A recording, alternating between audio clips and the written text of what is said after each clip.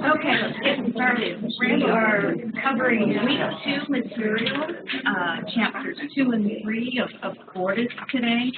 I've had some emails with some interesting questions or requests to review some of the material that was presented in chapters 2 and 3, and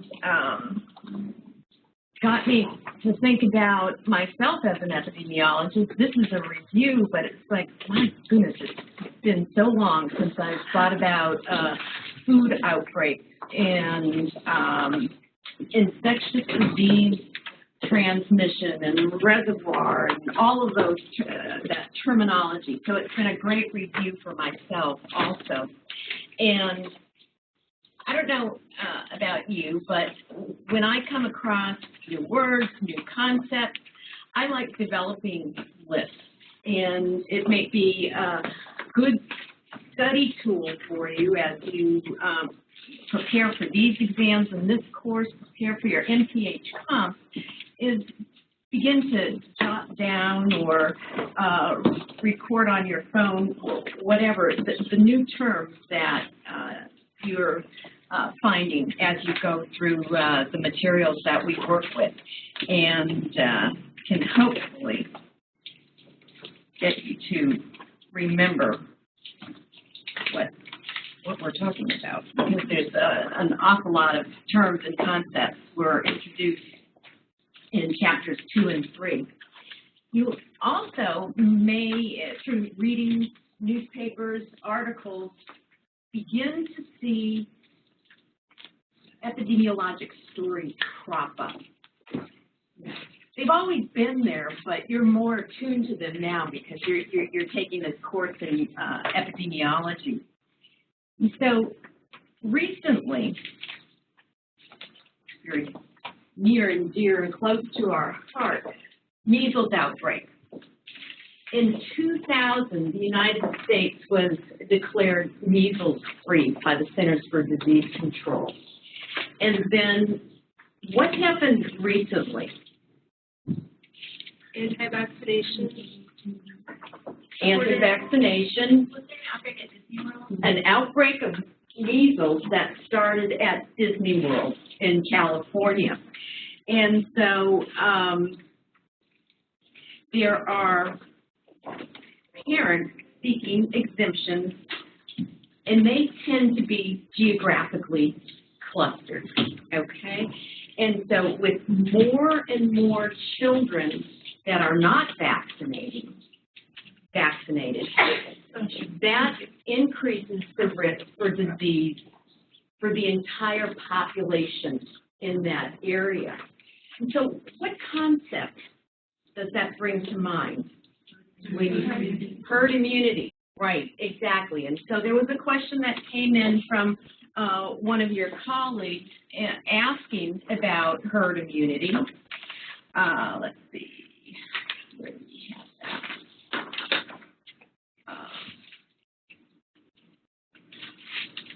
I had difficulty understanding the concept behind herd immunity and how people without immunity to a specific infection have low risk of infection from a disease when they are a part of a population where most people are immune to said infection. And so as for measles specifically, for a highly infectious disease like measles, the threshold is about 92% of the population should be vaccinated.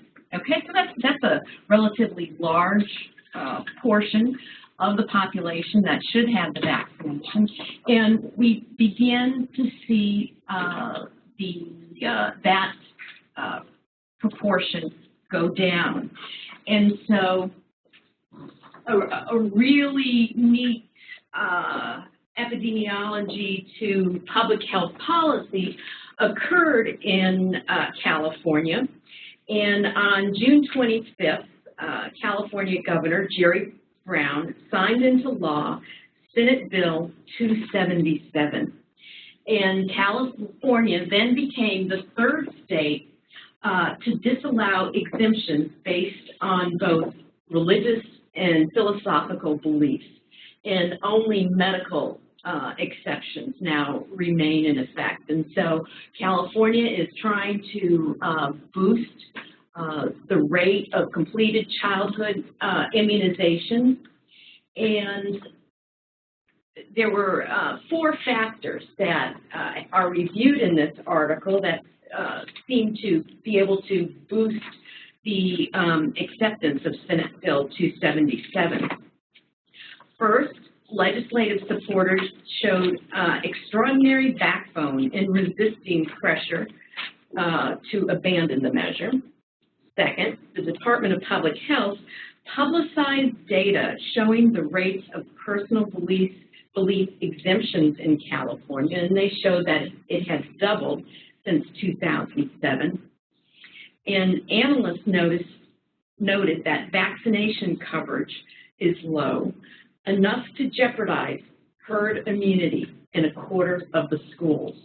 That's just, you know, California's a huge state. That's a huge number of schools. That's a huge number of children that were then being placed at risk for measles, and then the widely publicized outbreak at Disneyland.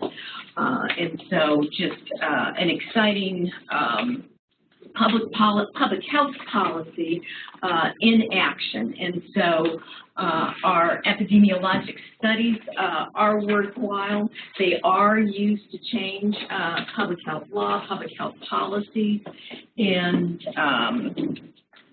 sort of exciting stories to follow. Please, yes. But it's a numbers game, correct? That here, herd immunity is based on the numbers game almost, right? Am I misunderstanding it? Because it's basically 92% or whatever percentage is based on that there's more people that are immune. So it's a numbers game, right? Well, what is your definition of numbers game? That the exposure to somebody that does carry the disease is so low due to the large number of people that have immunity. Okay, yes. Is that correct? That's correct. That's what's happening. That's correct. The gist of That's correct. Right? The term that was throwing me off is game. Oh, sorry. Yeah. No, my fault. No. Okay. And so that's the only reason why I wanted you to express it using different terms. Thank you. Go ahead. This is from Chapter 2, just related to herd immunity Yes. and about the spread of vaccination. So I just want to make sure that I'm understanding this correctly, that for those people who have been vaccinated, if they interact with someone who hasn't, is that vaccination?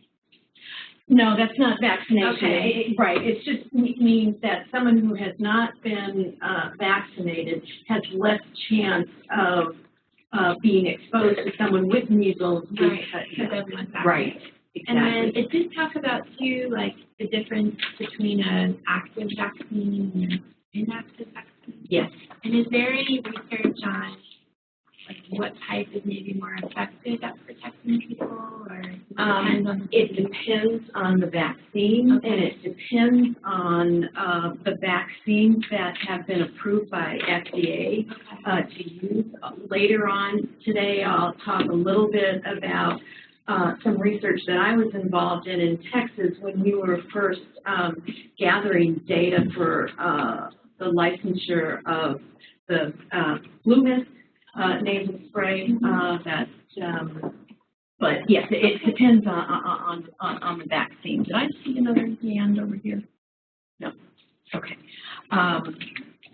Okay. So there was also another question regarding one of the review questions in Chapter 3, and this was good. I mean, I had to sit there and think about this for a while. I had read the question quickly, and then I said, oh, no, what are we supposed to do with this? I don't know if you have your text with you, but on page 59, a prevalence survey conducted from January 1 through December 31st, 2012, identified 1,000 cases of schizophrenia in a city of 2 million persons. The incidence rate of schizophrenia in this population is 5 per 100,000 persons each year. What percent of the 1,000 cases were newly diagnosed in 2012? So we've got pieces of information provided to us in this question. 1,000 prevalent cases. What are prevalent cases? Okay, they're cases that exist at a certain time point. Are there different types of prevalences? Shaking their head. Go ahead. So some of the cases have been going on for a long time. Right. Right. But what are some of the adjectives that we can put in front of prevalence? Point prevalence. Okay. Being, if I count the number of blue sweaters in this room today, point prevalence of blue sweaters that I can see. What's the other type of prevalence? Period. So over a period of time, you might have an annual prevalence of a disease, a monthly prevalence of disease over a period of time of existing cases. So we had 100 prevalent cases, a total population of 2 million for this city, and then we had an incidence of 5 per 100,000. And so incidence is defined as new cases, brand new cases. Okay. So if we have,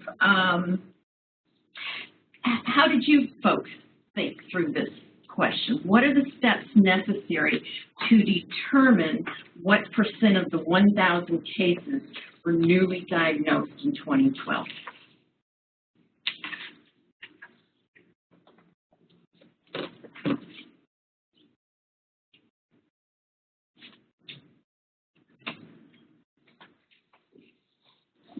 You've got a population of 2 million. And you have an incidence of 5 per 100,000. How many times does 100,000 fit into 2 million? 20 times. Someone said 20. Okay. So now I know that if I take 5 times 20, okay, so now we have 20 of these because it's in a total population of 2 million. I get 100 cases.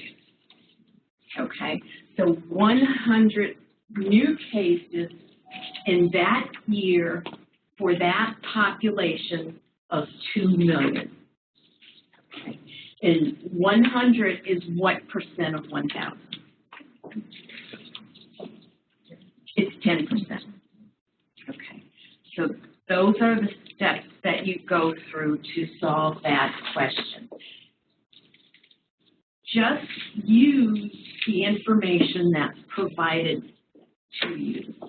You know, the number of prevalent cases, total population, incident cases. You know, those word questions can be very confusing, but they are solvable.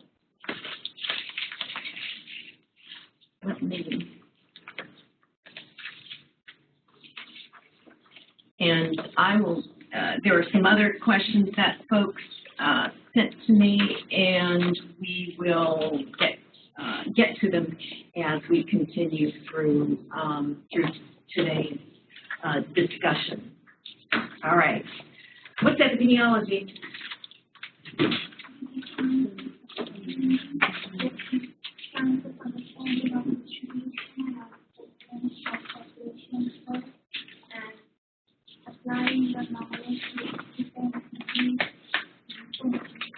Okay, and remember, we need to speak up in here. This is being recorded, and we want your colleagues to hear what you said. You spoke about the science of the distribution of determinants of disease for population health, how we use that information to inform our colleagues, perhaps in community and behavioral health, of where they need to target the intervention programs that they come up with, what items, what sections of the population they should be targeting. Gordis goes on to describe epidemiology as an invaluable tool for providing a rational basis on which effective prevention programs can be planned and implemented. Epidemiology is also invaluable for conducting clinical investigations to evaluate both therapies as well as interventions for disease prevention. And so, as we continue further in the textbook Epidemiology, we'll be learning about study designs that are applicable for conducting some of these clinically based investigations and some other larger prospective epidemiologic investigations, community-based epidemiologic investigations, with the ultimate goal to improve the control of disease through both prevention and treatment that will prevent deaths from the disease and will enhance the quality of life of those who have developed serious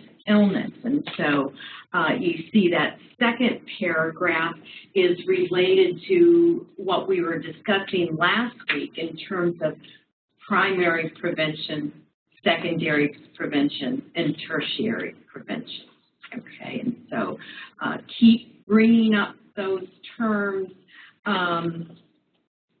and see where they might fit as you continue to go through the materials. We've got our learning objectives for this week, and once again, the syllabus is always a great tool to go back to. It lists all of the objectives that we try to cover during each of our sessions throughout the fall semester.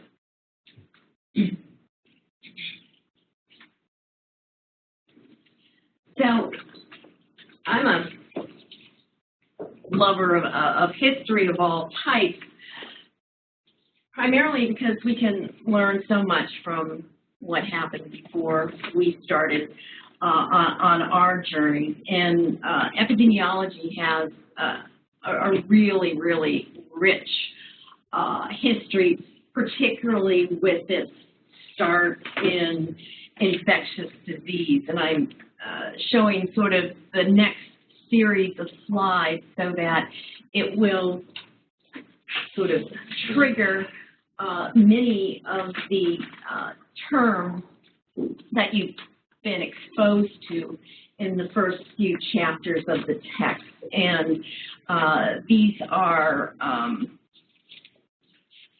categorized as triumphs in epidemiology, and we've had quite a few. We've identified that water was a major reservoir and vehicle of communicable diseases such as cholera and typhoid fever in the mid-1800s. And how would you describe in the epidemiologic sense what a reservoir is for disease? It is something that preserves the disease agent. It helps it grow and reduce. Okay, something that preserves the disease agent, sort of contains it. It really is a reservoir. And here we have the example, water can be a reservoir. What else can be a reservoir for disease? Air. Food. Give us an example for air as a reservoir of disease. You said here or give us? Please provide an example. Thank you. Well, TB, like coughing. Is that what you mean by? Mm-hmm. Mm-hmm. And then you're still thinking. I was wondering if the smog, the great like smog, would that count because if it caused those acute respiratory. And I think that was used as one of the examples in the text. Yes, exactly. We had the identification of arthropod vectors for several diseases that are no longer along the coast of the United States, but certainly still major factors of population health in other countries: malaria, yellow fever, sleeping sickness.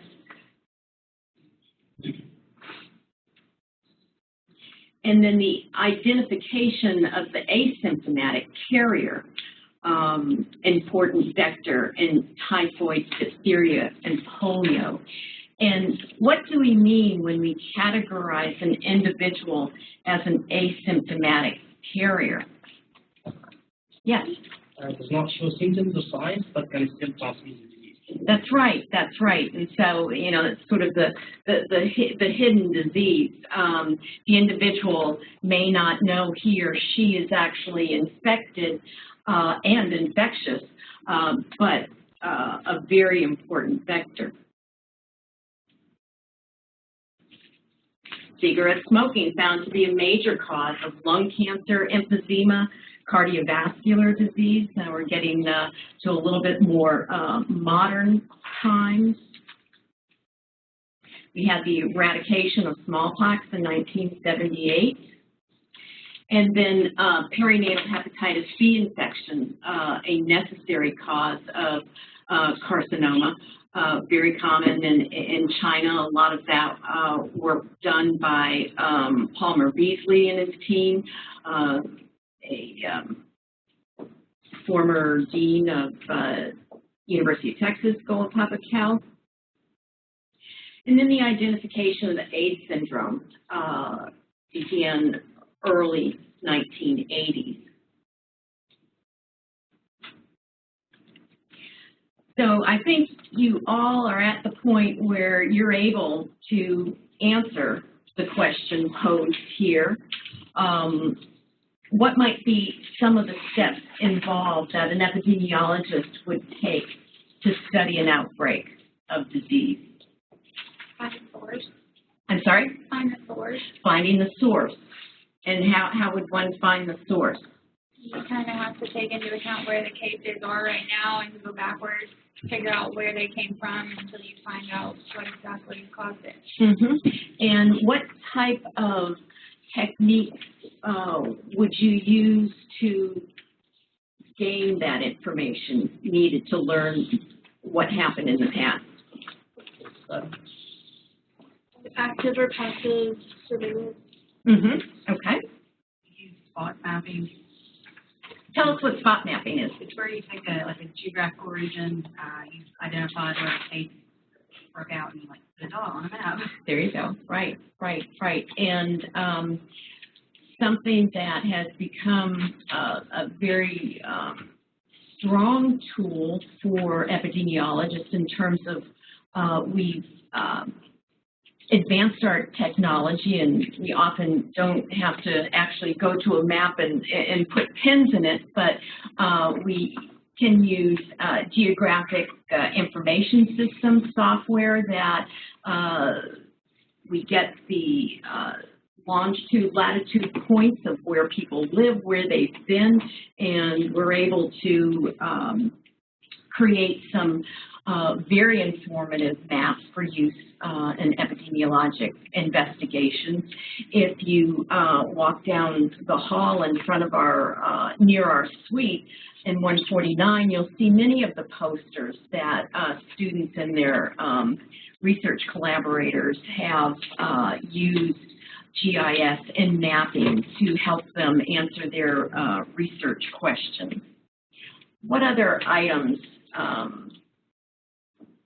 are related to answering this question of how to study outbreaks of disease? Yes?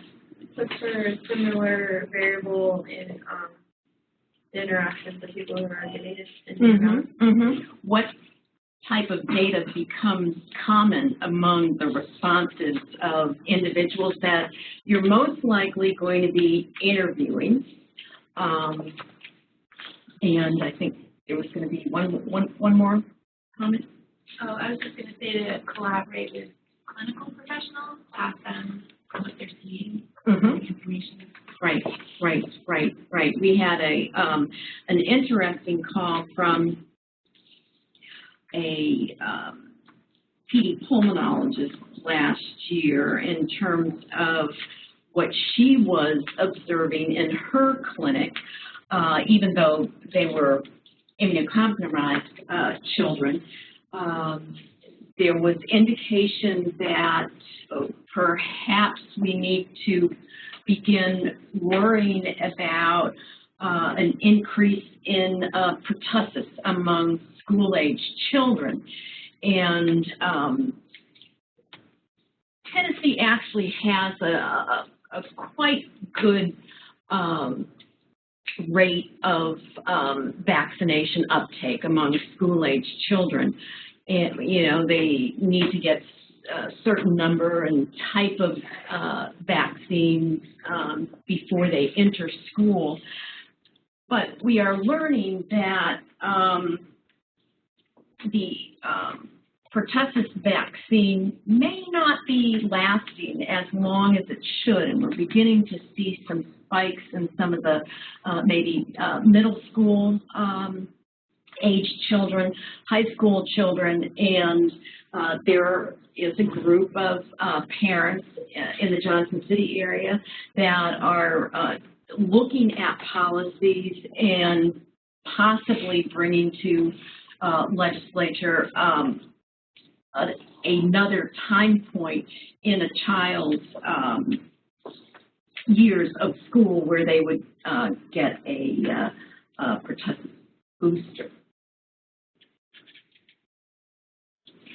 And so we mentioned that we want to quantify the epidemic, count the cases, descriptive epidemiology, sort of getting information on the numerator and the denominator. And so you want to be able to determine what's your population, what's the population at risk? Is it the entire city? Is it the children that go to a certain school? The members of a certain organization that just had a picnic? You need to operationally define your population so that you can stick that number in your denominator. We had, I think our first response was getting at the source, a little bit of analytic epidemiology. Once you collect enough information, enough data, you're able to perhaps calculate an odds ratio, calculate a rate. In terms of the outbreak investigation, what type of a rate, in parentheses, are you most often going to be calculating?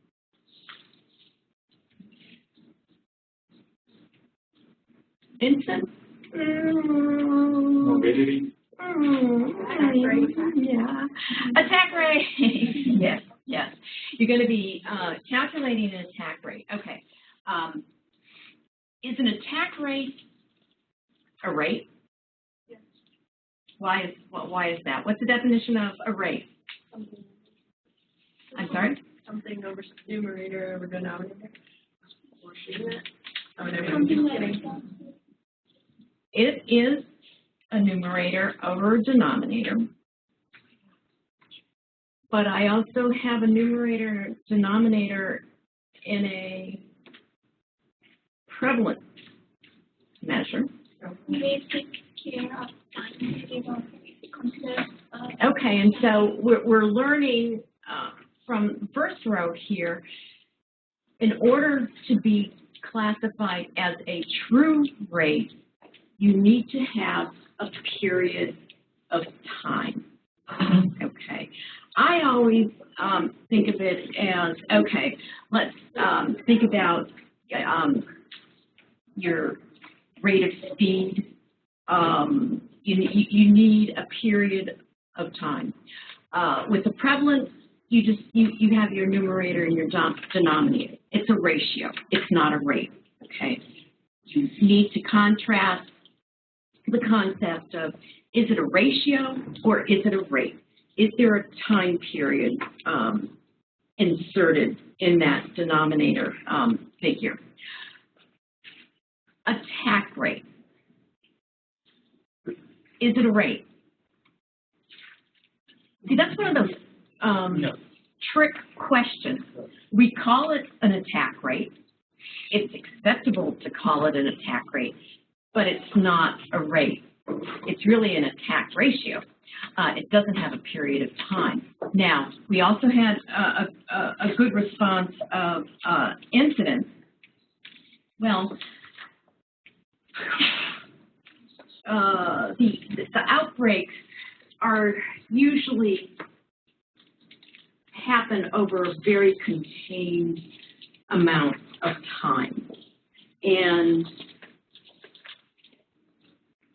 we need to get at the source quickly, where it's not over a longer period of time, and cases that occur, 2 weeks later, they would still be included in the incident rate, but attack rate, we're just trying to get that information so that we can get to the source as quickly as possible.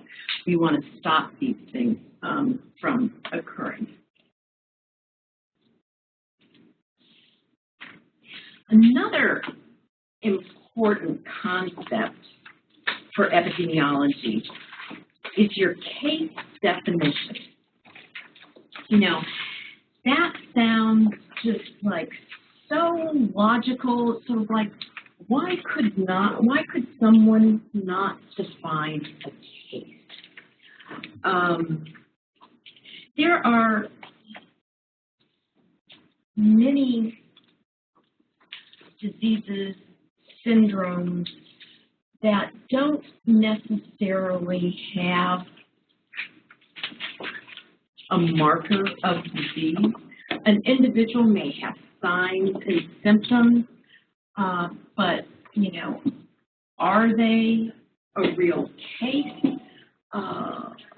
Have they just told us through an interview that, oh, yeah, I think a healthcare professional has given me that diagnosis in the past?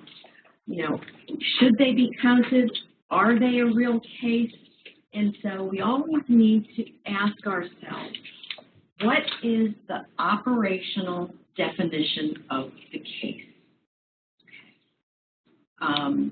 The definition must be as specific as possible, because if it is not, the waters then begin to get very muddy.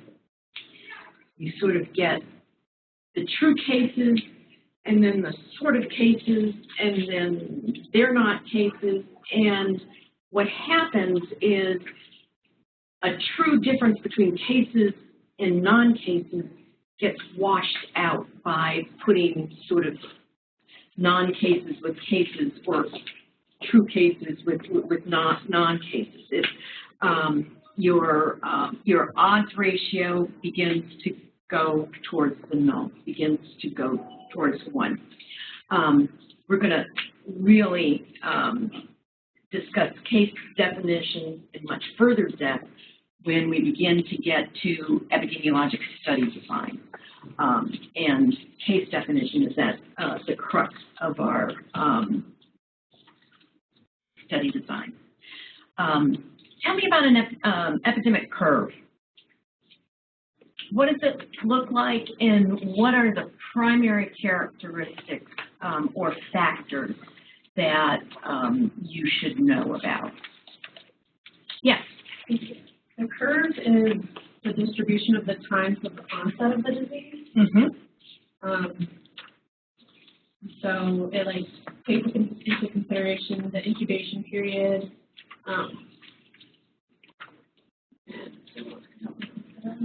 Yeah, no, that's great. Yeah, the timing. And so, what are you looking at in terms of characteristics of the curve? Yes, yeah, going up. How high does it go? How quickly does it get to that point?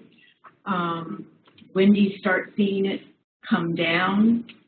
And then you should probably not give up once it goes down, because if you stop looking, it might go back up again, and you may have potentially gone to the wrong source and need to continue with your outbreak investigation. Cycles. Sure, cycles. Yeah.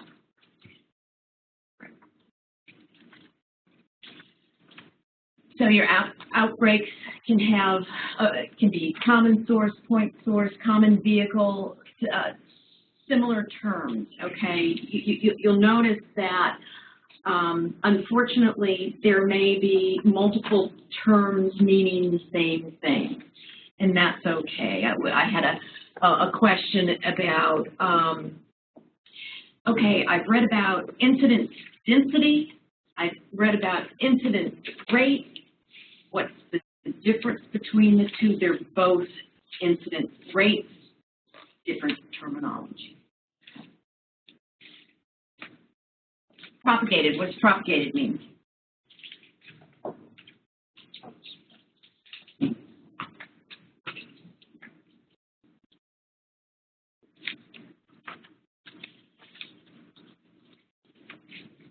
that when the source isn't just a one-time event, the continual kind of exposure to the population? That's right. That's right. So propagate continues. Okay. We've beaten on attack rate.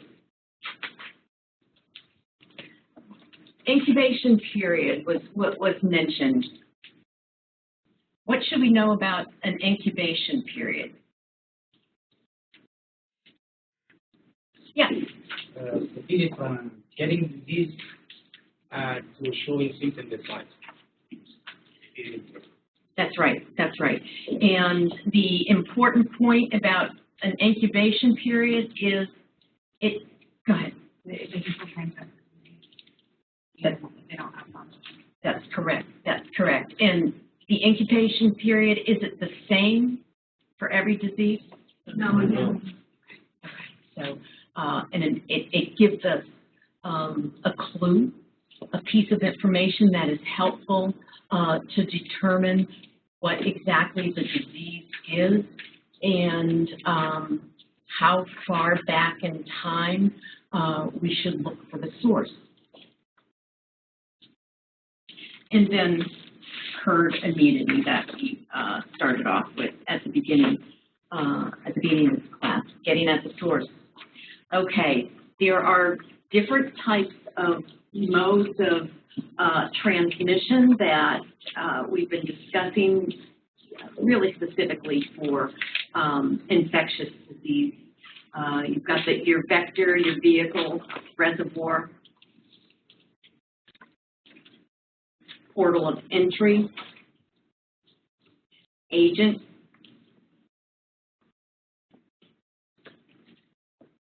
and so epidemiologists are the ones that are trying to learn about the vehicles, the vectors, the reservoirs.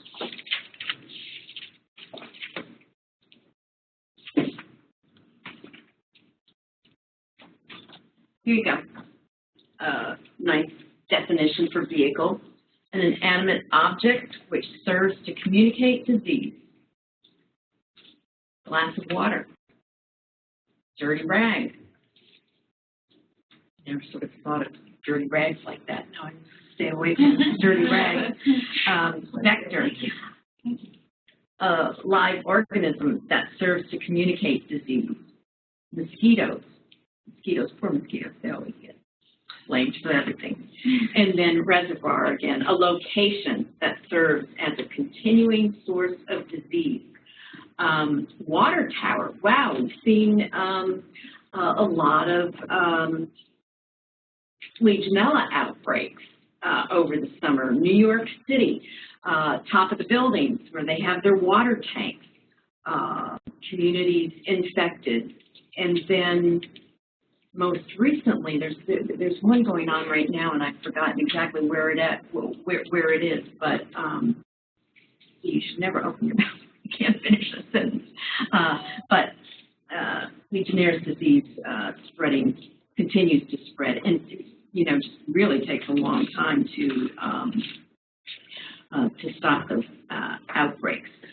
We discussed snow and his waterborne route as the major mode of disease, cholera in his case.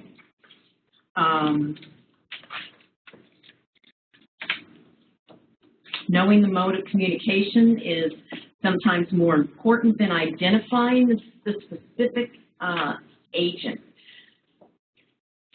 If you think about intervention programs, you're intervening to stop the transmission. So you don't necessarily need to know the specific agent. Your intervention doesn't need to target the agent, just as long as your intervention targets the mode. So, the mode.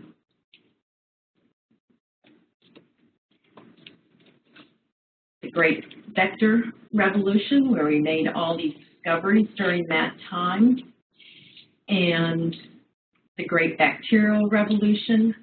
It extended the findings of bacteriologists and provided information essential to disease control. Okay. What do we have? Direct and contact. What's the other type of contact? Indirect. Okay. Direct and indirect.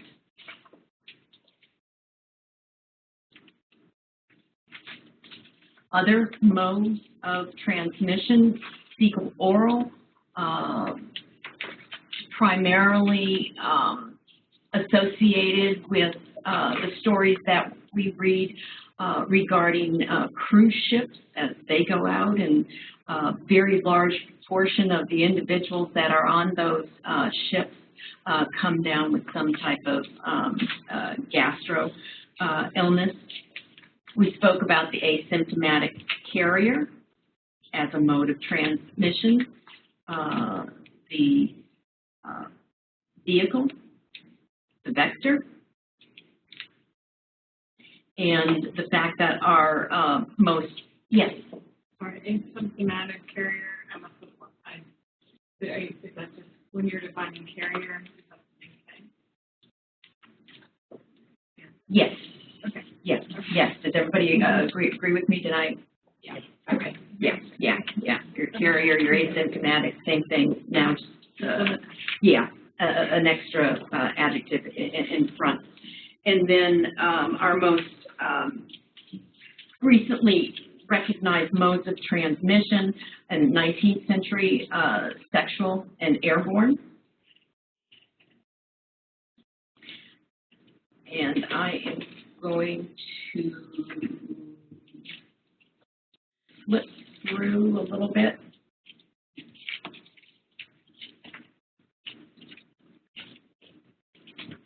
These slides will be available to you on D2L, but we discussed quite a bit of the history. Yes? Why wasn't indirect on that list that you have? Was it just, it should be on the list, but it just wasn't there?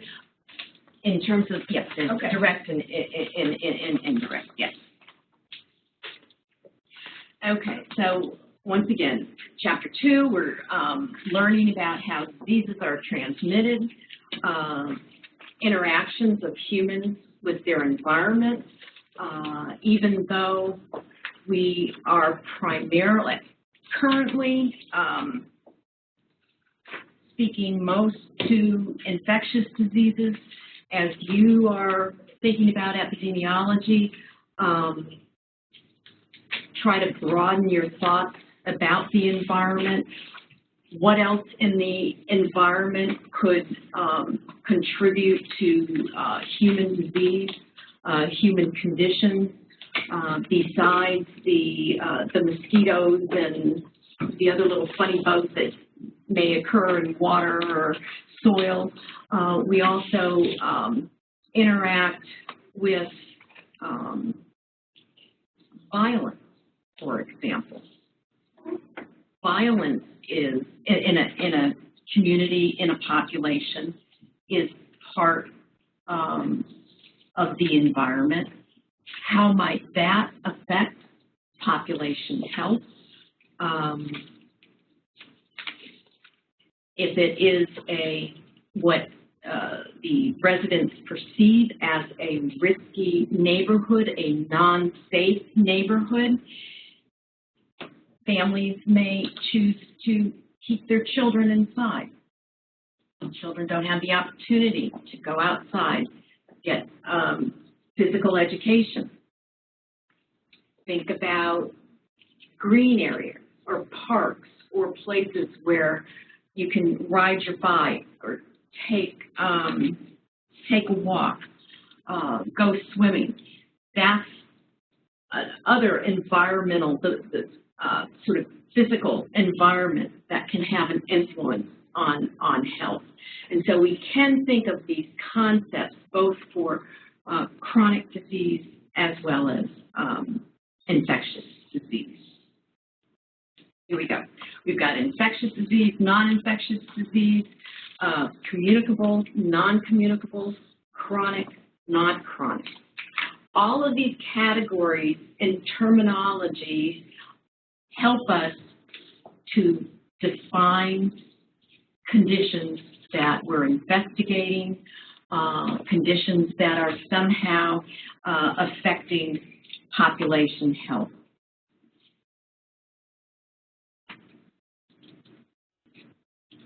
Your infectious diseases are caused by pathogenic microorganisms.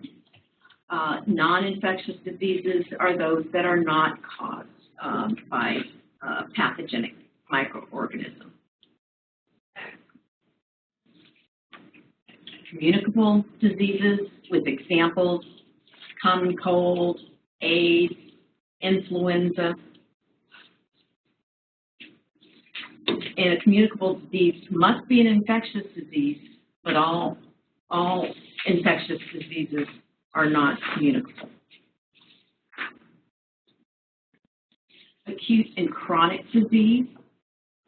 So acute meaning that we're defining the disease by the length or duration of time.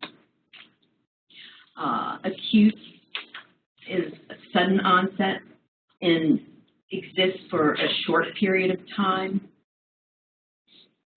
whereas a chronic disease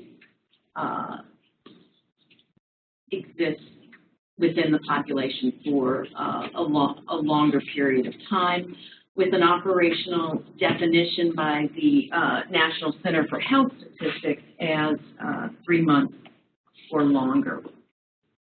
And so here's a nice matrix of terms and terminology of classifying infectious disease. Can be communicable, or non-communicable. Within your communicable, it can be acute or chronic. Within non-communicable, acute or chronic. And then non-infectious cannot be communicable, are only non-communicable and acute or chronic, and some examples in each of those boxes.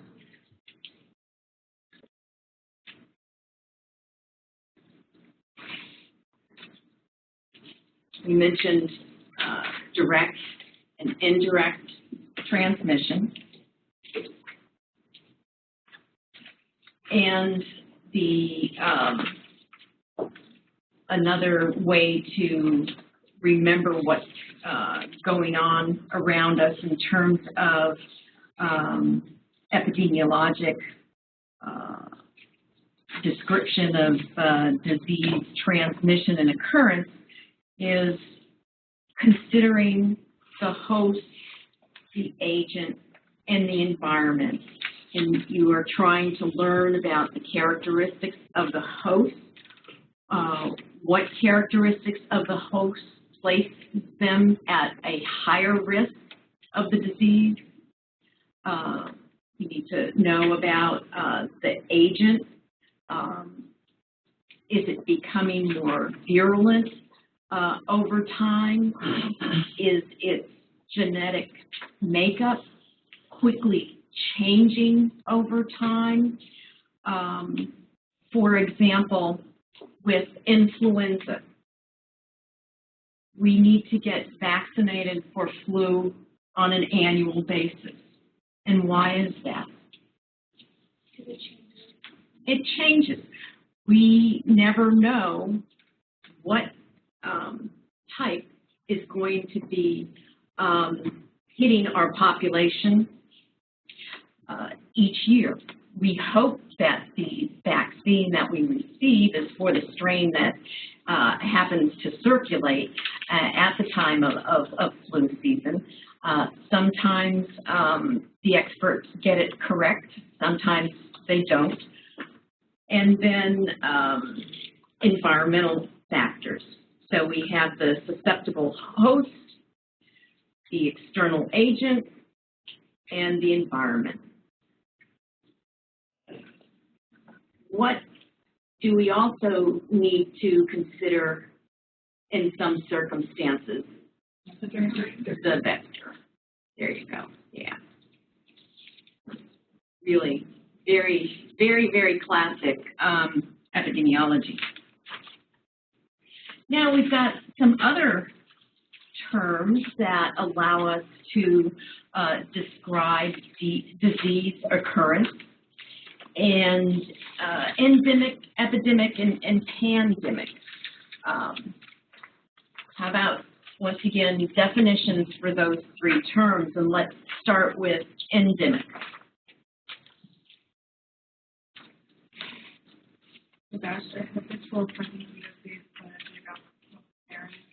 Sure. It's just sort of a normal state.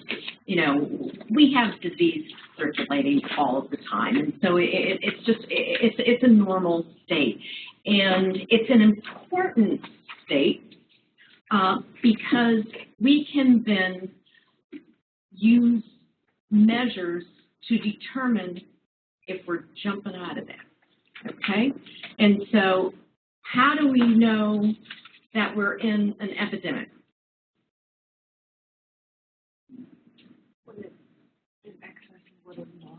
When it's in excess of what's normal. Exactly, exactly. And so in California, as the health departments were collecting information regarding measles cases that were being reported to them, they looked at their graph and they said, oh, we are no longer in the normal zone. We have many more cases than what we expect. And it began to jump out of that range to the point where it became significant number of cases above their endemic number of cases. In terms of what is epidemic, there is not a constant definition that you can place. It just depends where you are, when it is, what population you're looking at.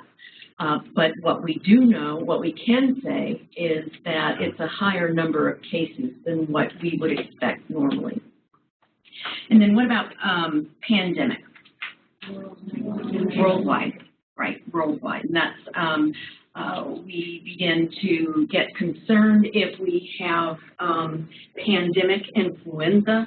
That can lead to a significant number of deaths, very high morbidity. Other scares have been SARS, another respiratory illness, just really scary times. And so disease outbreaks, as we've seen, they're often good media stories. Yes? We can epidemic cover only like 2 or 3 countries, but not for worldwide. No, because we often have think about Ebola outbreak was not pandemic, but it was across several countries. Okay, and there was, okay, let's see, disease outbreaks. You also need to think about answering the important questions of who, when, and where. Who, when, and where, okay? Some more information that will lead to your, make your outbreak investigation more robust. I mentioned that in terms of herd immunity,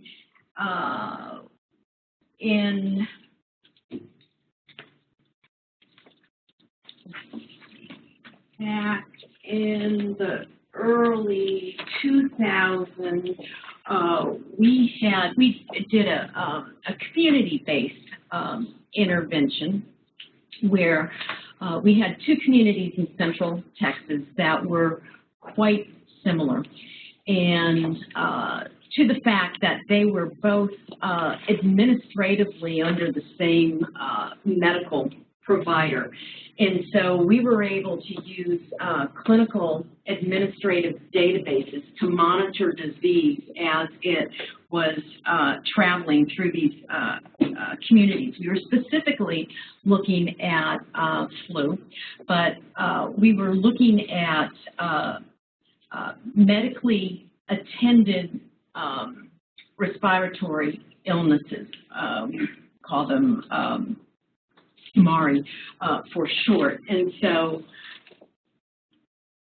we did a school-based vaccination effort in one of the communities with the goal of immunizing children, as many children as possible within that community, because we knew that if you vaccinate children, you can potentially create herd immunity.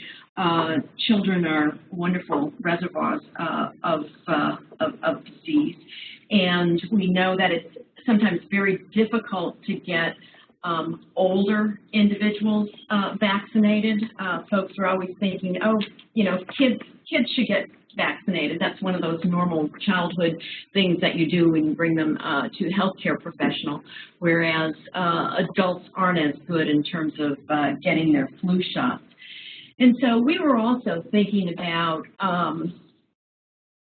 pandemic of influenza and how does one prepare, what would be the best mode for mass vaccination,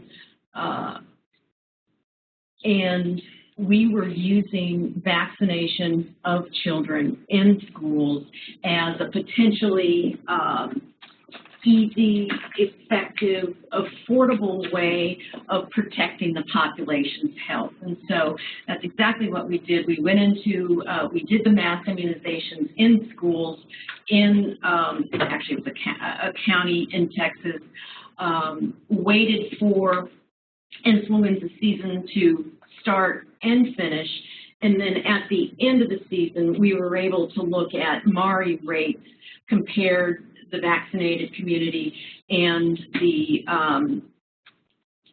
standard of care, the non-intervention community. And we saw that in every age group that we looked at, from childhood ages through above 65 age group, that vaccinating the children in that community protected all age groups within the intervention community compared to the control population. And once again demonstrated that herd immunity can be established, it works.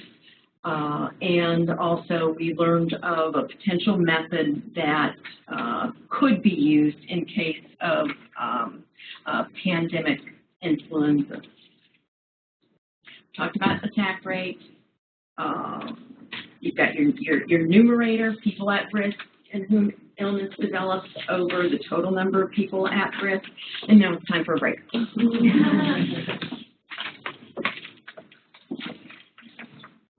Might want to open the doors with those things. Oh, it's stuck in here. Yes.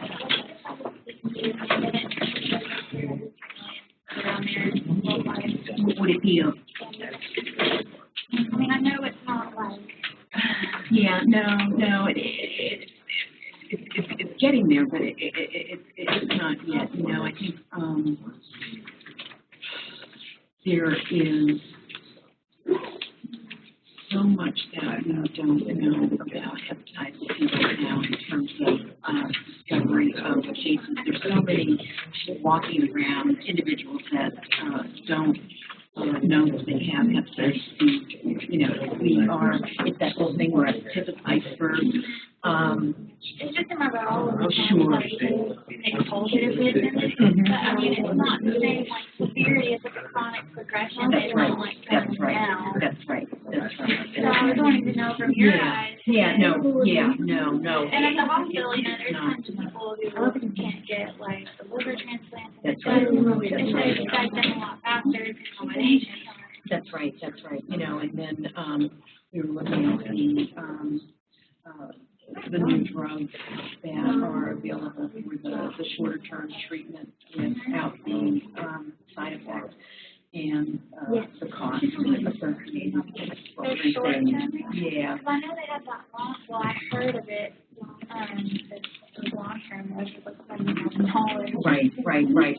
There's one treatment for 3 months that's $90,000 per case.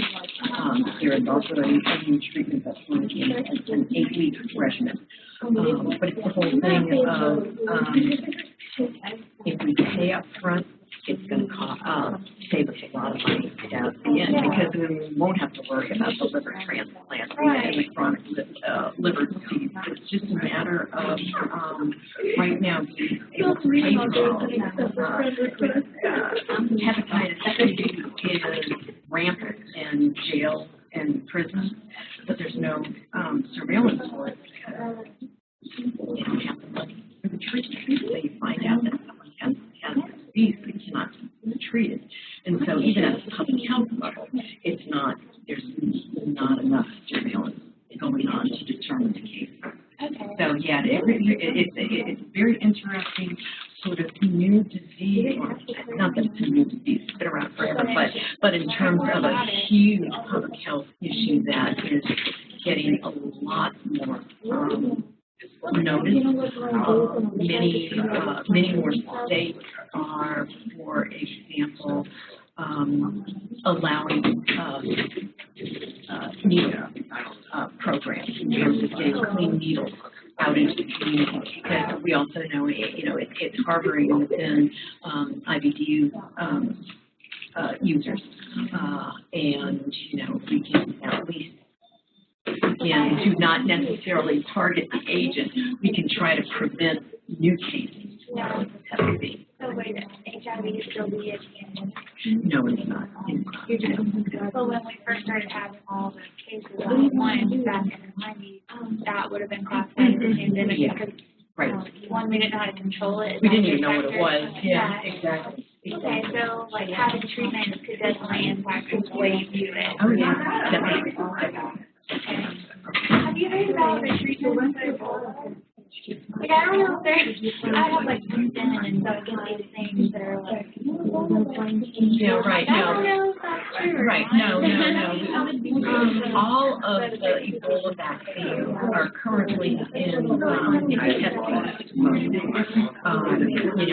We've got some investigations that started and were stopped immediately. And so in terms of an effective treatment, or effective vaccine for Ebola, we do not have, we may have, but we don't have, another thing to think about is production. Can we produce enough in order to be equitable in terms of who gets the vaccine? Remember, in terms of Ebola first recent outbreak started, the question of, okay, who should get the, quote, preventative medicine? Should it be for the medical folks? Should it be for community members? And so then you start having many of those ethical issues dropping in. So yeah, it's all very interesting. It raises a lot of questions. Have we found all the sources? You said Right. Hard to say. There were so many things that just added layers and layers of complexity. There were some villages that the healthcare workers that were actually threatening. And then, to get that layer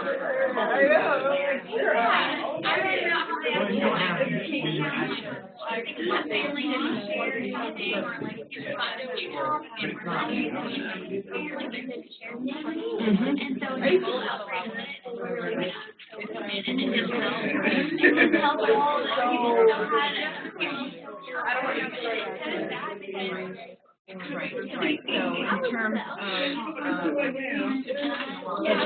population getting back to hepatitis, that's another thing that that needs to be done with educated individuals.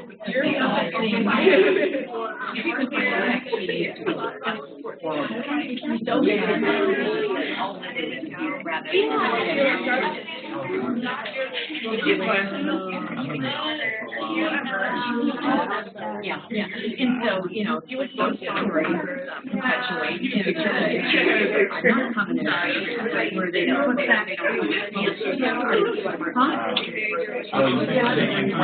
one pill a day.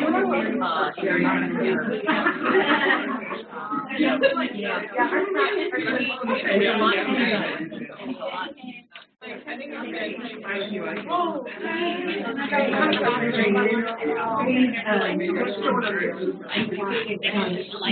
Thank you. That's not really allowed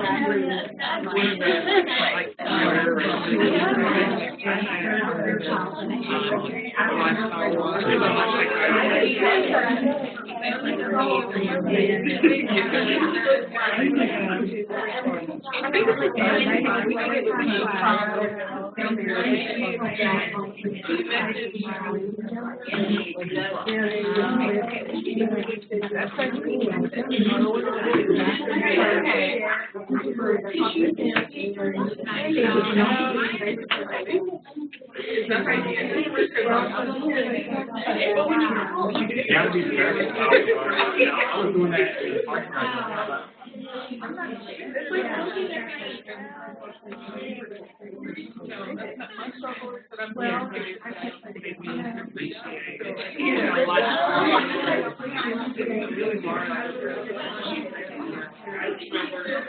Like everyone is aware.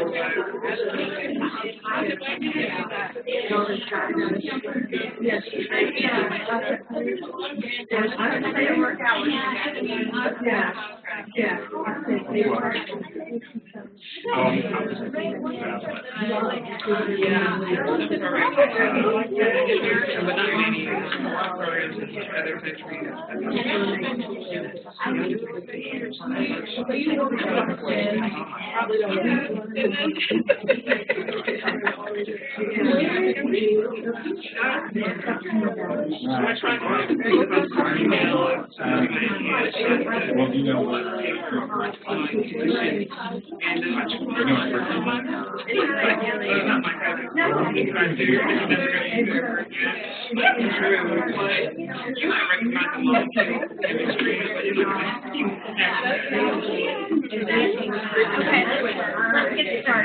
let's get started again. Are there any questions that you had about the material in Chapter 2 that you would like to discuss further? Yes. I just have a quick question. Sure. Just want to make sure I understand the difference between hyperendemic and epidemic.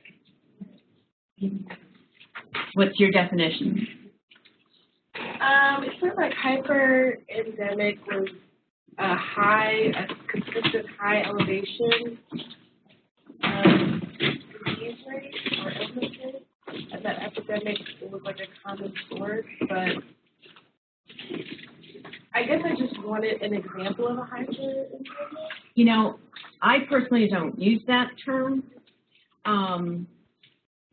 And so you almost have me in that. It's almost like, why even use hyperendemic? And where did Gordis refer to hyperendemic? Actually, thought in college, like I graded. Okay. So I was like, I didn't know whether that would be something that. Yeah, no. And so, you know, different terminology not included in Gordis, and so I wouldn't go there. It's just, you know, sort of an increased, a little bit over and above, almost to the next step that almost doesn't quite make sense. We can bring it. Okay. Go ahead. Oh, I'm sorry. Did you? Oh no, I was just thinking that in epidemic, I thought of that as like the baseline. Mm-hmm. The hyperendemic, it's still a baseline, but it's higher.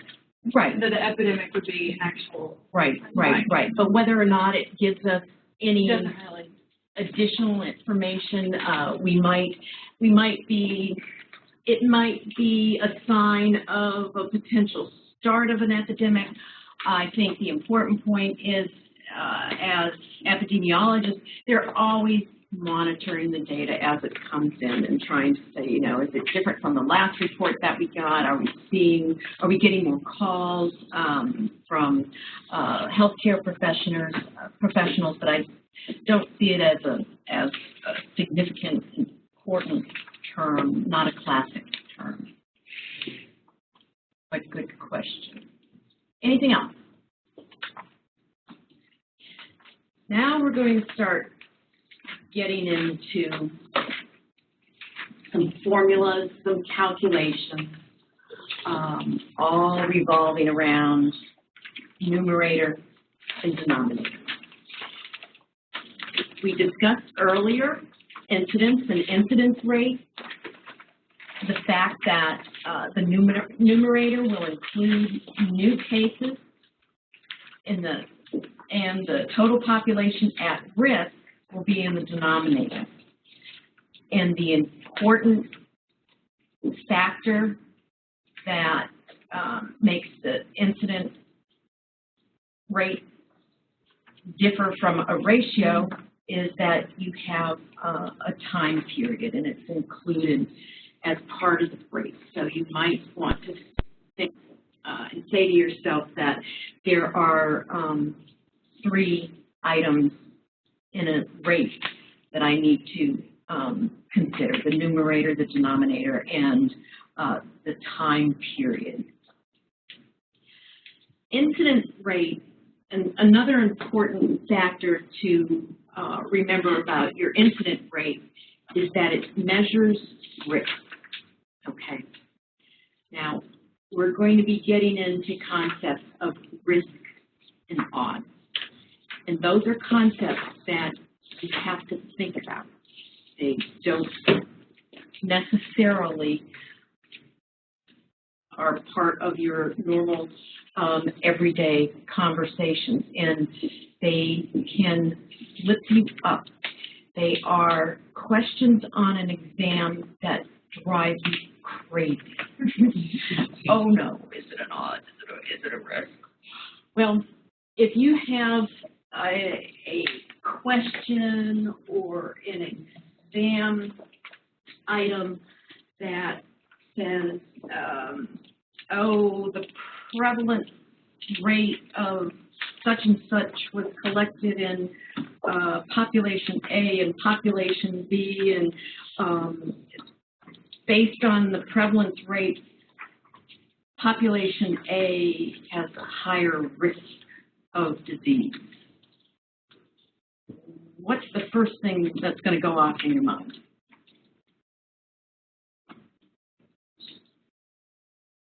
Can't make that statement. Collected prevalence. Prevalence is not related to risk, okay?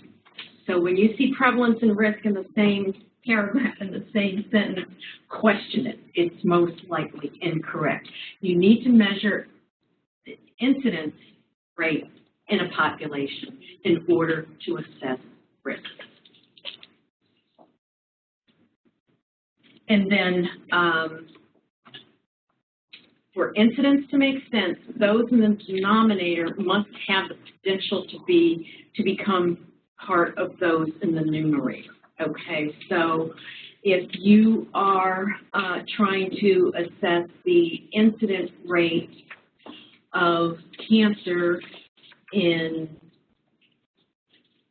Johnson City, that you've got the population of Johnson City, you need to make sure that everyone in the numerator has a residence in Johnson City. Perhaps you're getting your numerator from one of the hospitals up the road.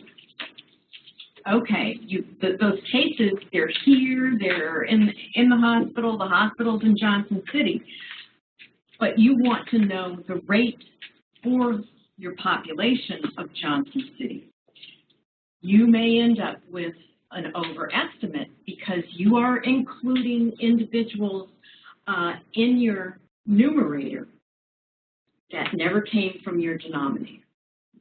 Okay, so that's why we're always saying what's the operational definition of the numerator, the case, what's the operational definition of the denominator. Can you, the first statement that you used for that, can you repeat that? Something has to have the potential to be in. Okay, those in the bottom. Okay, I'm sorry. Those in the denominator must have the potential to become part of those in the numerator. Okay, thank you. Sorry. Is that clear? Go ahead. I may be jumping ahead. I don't know. When you said, if you can't have the prevalence and the risk thing, and it's not. But wasn't there something that said that prevalence equals the incidence times the duration? Mm-hmm. Is there as incidence, does that mean risk or not? Well, when incidence itself is measured, yes, you can. That incidence is measured for risk, okay, but not prevalence. But prevalence is incidence times duration equals prevalence. It's a different concept. You're going to have to keep thinking about it. Okay. And these are new terms. Let's continue, and hopefully some of this will resolve some of the questions that you still have.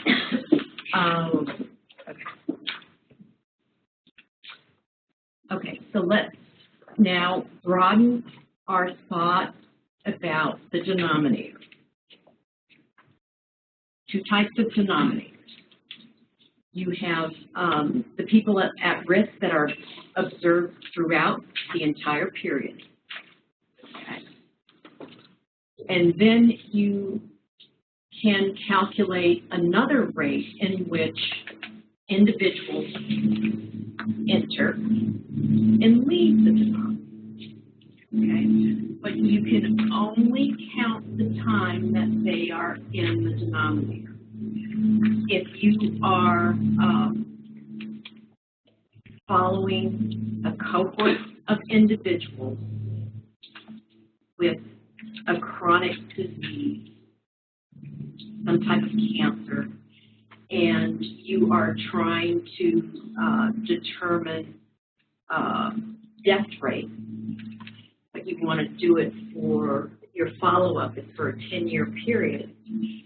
Some of those individuals with cancer that are in your denominator are going to potentially die before the time period finishes. And so if you've got year 1 through year 10 and someone dies year 5, then you have to take that amount of time, that only the first 5 years will contribute to the denominator. Because that person dies and they're no longer contributing to the denominator.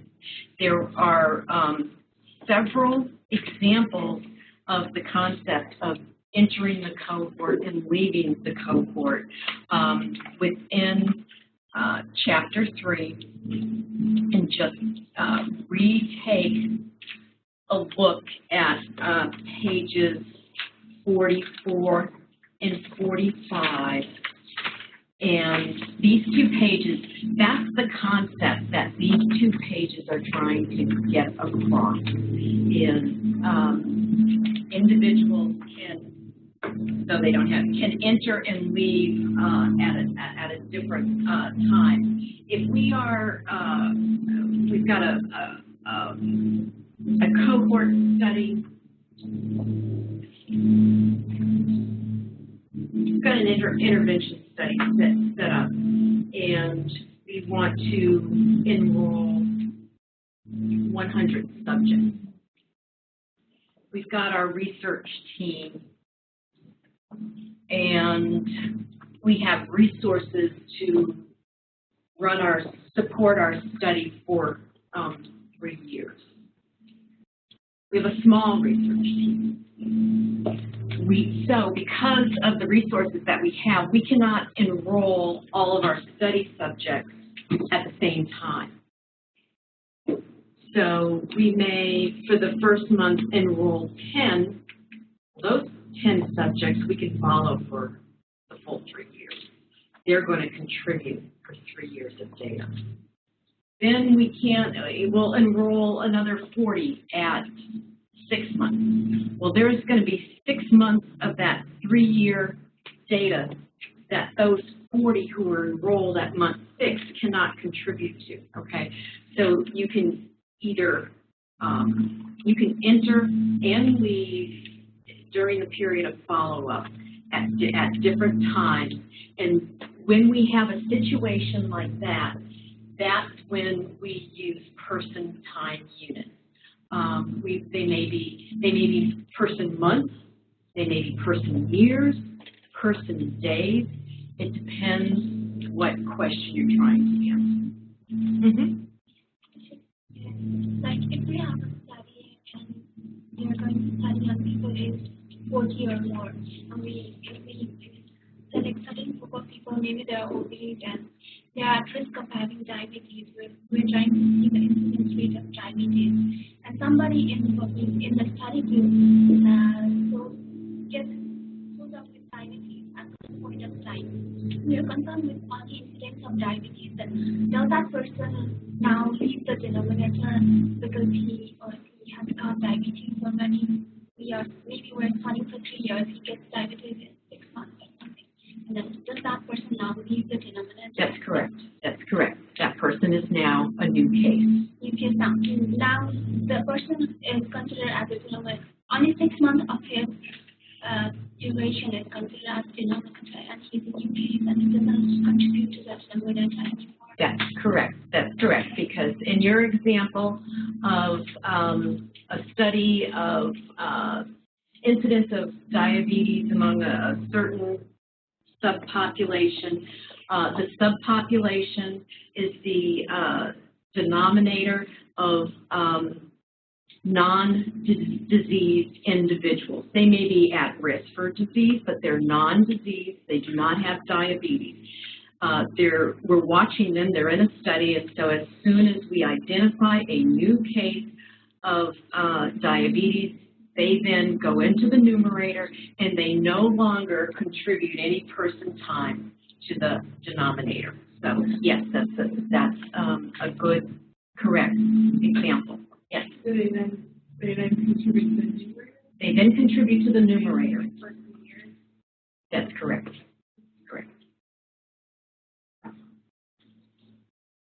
Okay, another term, cumulative incidence.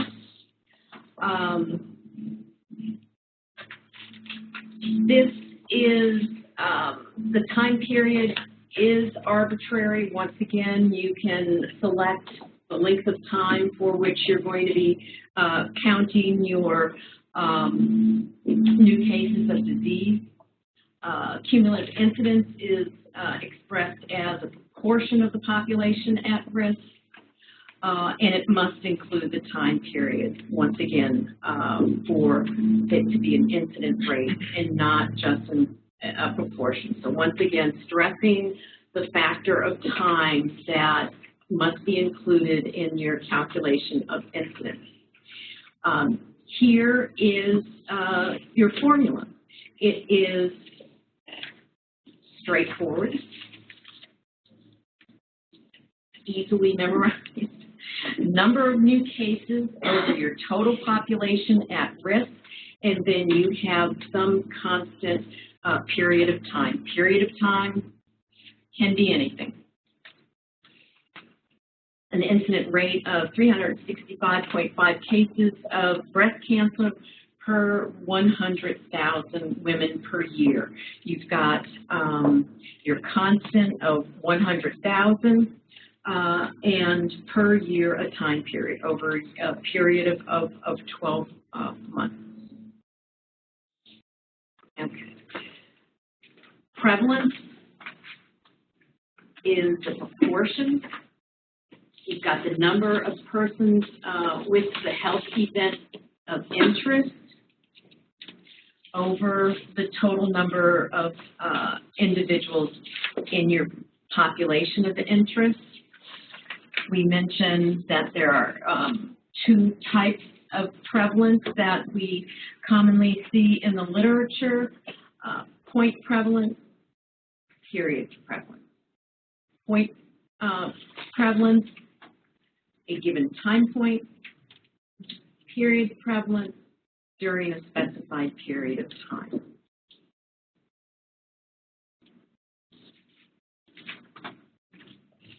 We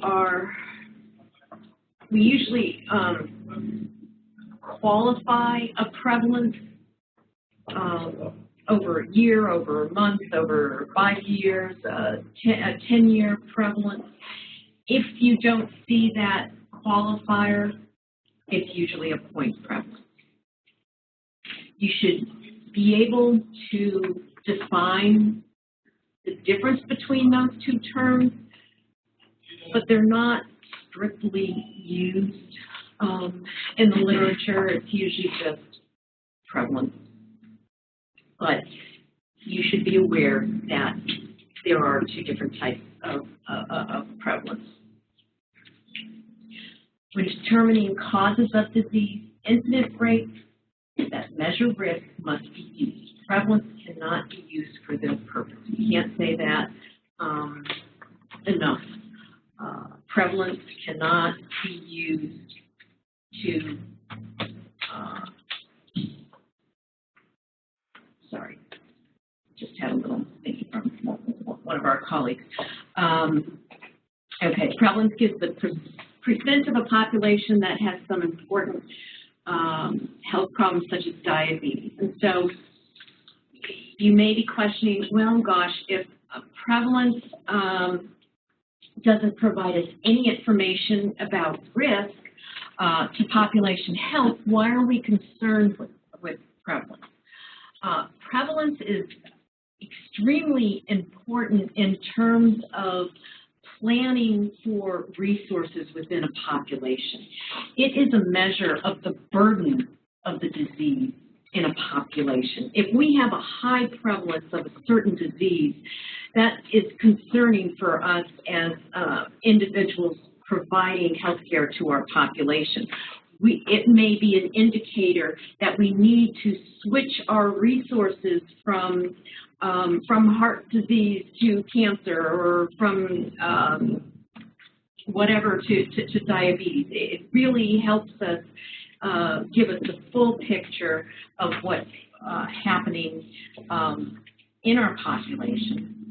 It may not give us the information needed for creating a robust intervention program, but at least we know what issues our community is being burdened with. And here we go. Here's the formula in terms of incidence times duration equals prevalence. And so once you get a disease, you may have it for a few days, a few months, your entire lifetime. And so as you can see, it's an important, once again, indicator, prevalence indicator of the burden of disease in a population.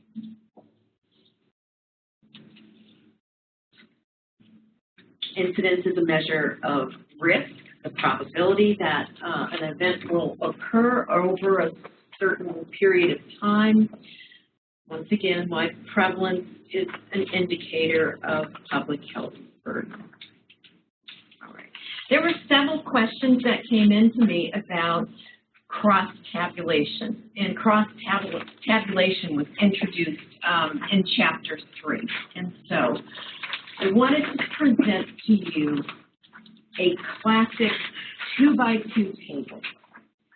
And this 2x2 table is used for many of the calculations that we're going to be interested in for epidemiology.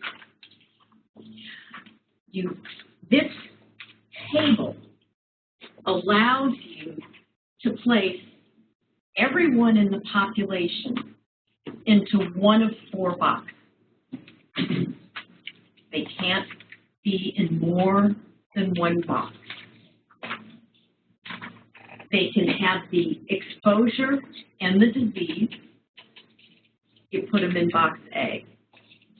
If they have the exposure but no disease, they belong to B. No exposure plus disease, they're in C. No exposure, no disease, they're in D. And so here you can see that this is where we begin to get our proportions. We begin to learn not only raw numbers of A, B, C, and D, but we can have ratios of those with disease. How many were exposed? What box would they be in?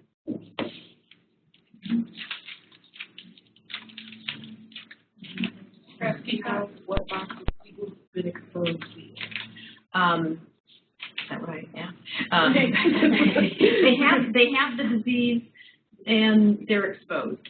Okay. Okay. How about don't have the disease, but they were exposed? Okay. Have the disease, no exposure. Okay. You get the concept. All right. So there, A, B, C, and D.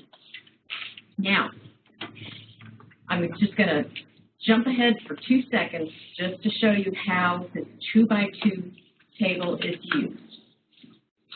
If I multiply A times D divided by E times C, I can calculate an odds ratio. Okay? So let's see how this all comes together. Once again, it's called cross-tabulation in Gordis,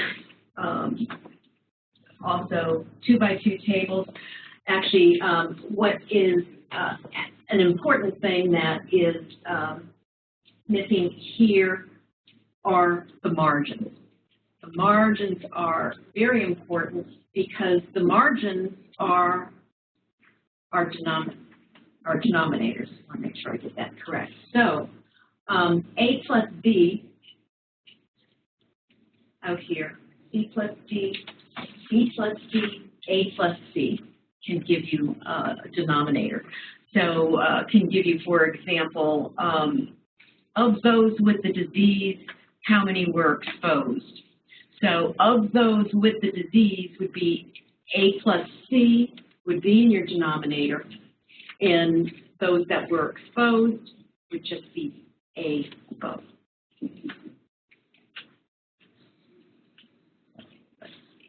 All right, so we're going to continue and we're going to talk about relative risk and odds ratio. They are very important concepts in epidemiology, and they are used to evaluate risk. And this is when epidemiologists can get into some really heavy discussions about, once again, what is risk, what are odds, and no, you cannot use an odds ratio to estimate risk. But we are using Gordis, and we are going to say that odds ratios can be used to estimate the relative risk. Okay, so that really is a kosher statement. We can say that. But there are individuals that when you go to your next party and you start talking about odds ratios, and I know you will, there will be some in the crowd that will say, no, you cannot use an odds ratio to estimate risk or relative risk. But anyway, let's not go any further than that. Relative risk is used with cohort studies and compares the risk as measured by incidence of exposed and non-exposed groups. And so Cohort studies, you'll learn, are large prospective studies that follow individuals over time. It's a study that is designed so that we can measure incidence, so that we can compute relative risk. We are comparing in cohort studies those that are exposed, those that are not exposed, following them over time, counting the number of new disease in both of those groups, exposed and not exposed, and trying to determine if the incidence of disease differs between the exposed and the non-exposed group. So that basically is your cohort study in a nutshell. Odds ratio is used with case control studies to estimate the relative risk. This is because a relative risk requires calculating incidence, which can't be done in a case control study, because in a case control study, you are approaching your hypothesis in a roundabout way. Rather than starting with exposure and following for disease, in a case control study, you're starting with disease, a group that doesn't have the disease, and then you're looking back in time and gathering information on whether or not they had an exposure, okay? So the cohort study, you start with the exposure, exposed, non-exposed. With a case control study, you start with disease, non-disease. Yes, question? And I read those, but can you give me an example, like, of when you would use the odds ratio, like, in example? Sure. Okay. We have case control studies are often used to learn about cancer, okay? Cancer is a disease, and I'm just using general terms here. We all know there's so many different types of cancer. Cancer usually has a long latent period, okay? Meaning that we really don't know when the cancer first started. So it harbors within the body, and then you're diagnosed. It would take a lot of resources to look at cancer incidence in a population. It would take a lot of time. You'd have to enroll a lot of people and watch them for many, many, many, many years. And so we select the most efficient study design to ask questions. And so we start with individuals who have already been diagnosed with cancer. So that's our case group. They've got cancer. And since they already have cancer, we can't calculate an incidence rate. So we can't do risk. Okay, so they've got cancer. And then we get a control population, which is one of the most difficult activities in a case control study, is who are the appropriate controls. The appropriate control should be any individual that is similar to the cases, except they don't have the disease, okay? So they should have grown up in a similar area as the cases. They should have had the potential to be exposed to whatever our hypothesis might be, but they don't have the disease. So we want to know, okay, you've got the disease, you don't have the disease, why? All right? So often within a case control study, study participants are enrolled. Then there's a very lengthy process of data collection. Some data collection may be through medical records. Some data collection may be through interviews, and the interviews may go through events that happen during the life course. Reproductive history may be important, depending on what the cancer is. Occupational history may be important, depending on the cancer. Nutritional history may be important, depending on the cancer. And so with the data that we are collecting through medical records, interviews, we are able to put each of our study participants into one of those boxes. We already know the marginals of the case control study. We know all of our participants that don't have the disease. We already know our cases. They all have the disease. We know these marginals. And then through our investigations, we learn of those without disease, who's been exposed, who hasn't been exposed, who's been exposed, who hasn't been exposed. And one of our primary analyses that we run on our data would be the calculation of an odds ratio.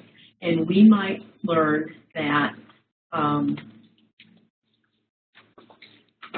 individuals that live near a electrical transmission line that ran through their backyard have a higher odds of the cancer that we're interested in. That answer your question? Yes, it does. Okay. Good. All right, let's see, where are we? Where were we? We were there. Now we're here. Examples, once again, calculating relative risk, calculating the odds ratio. Odds ratio, what boxes do you use to calculate the odds ratio? Okay, just match up 10 times 50, A and B, 30 and 5, B and C. It's simple to calculate.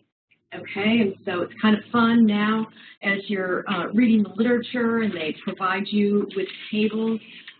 You can do your own calculations, really simple. What you also would like to see in the articles that you're reading is after the odds ratio, which is the point estimate, you also want to see a confidence interval after that. We'll go through that in a minute, but usually you'll see an odds ratio, your point estimate, and then in brackets it will be, for example, 1.3 to 5.5, meaning that your point estimate has a potential degree of error in it, most likely dependent upon your sample size of your study.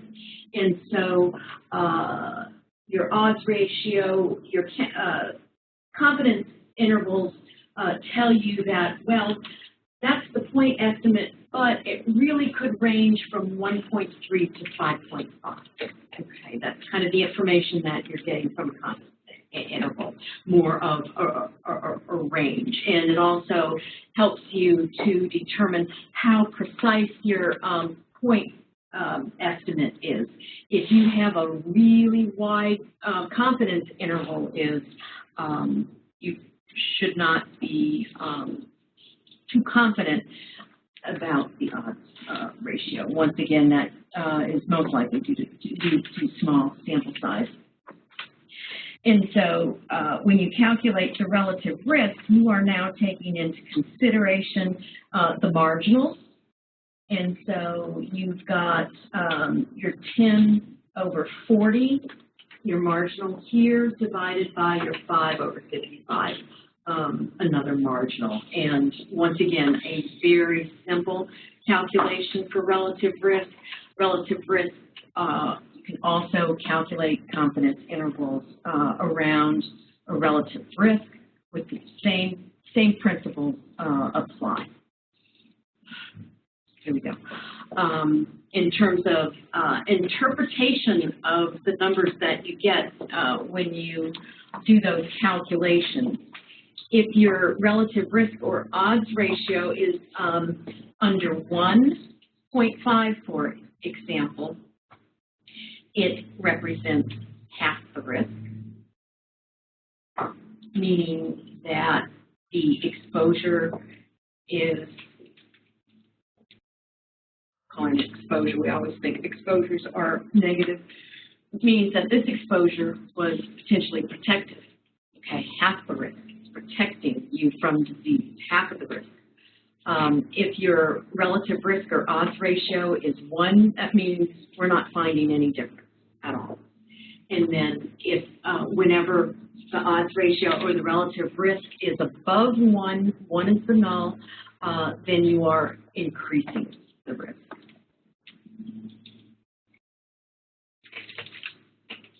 Okay, does anyone, let's do some calculations here.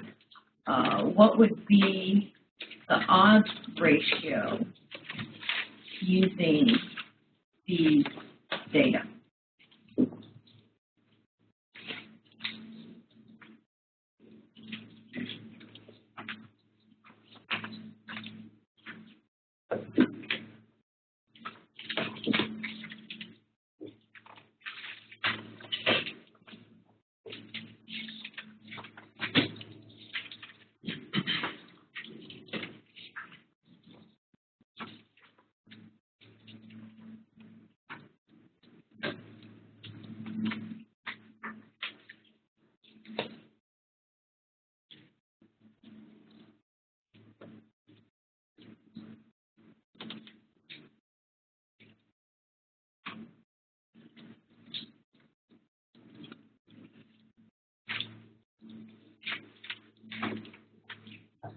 How about odds ratio? Okay, and how did you calculate the odds ratio? A times B divided by C. Okay, and so that was the 300 times 900 divided by 700 times 100. And as she said, A times B divided by B times C. And then how about calculation of relative risk?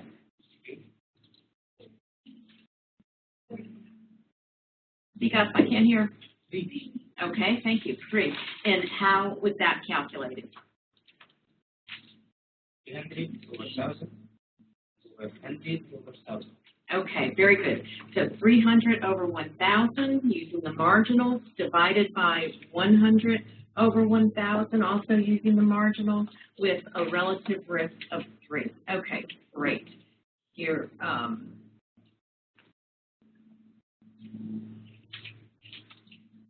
we have the calculations with the conclusion. Those who have high blood pressure have 3 times the risk of having a stroke.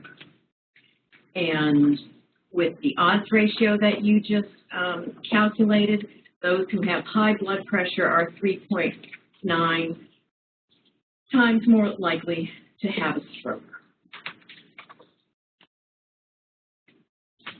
Okay.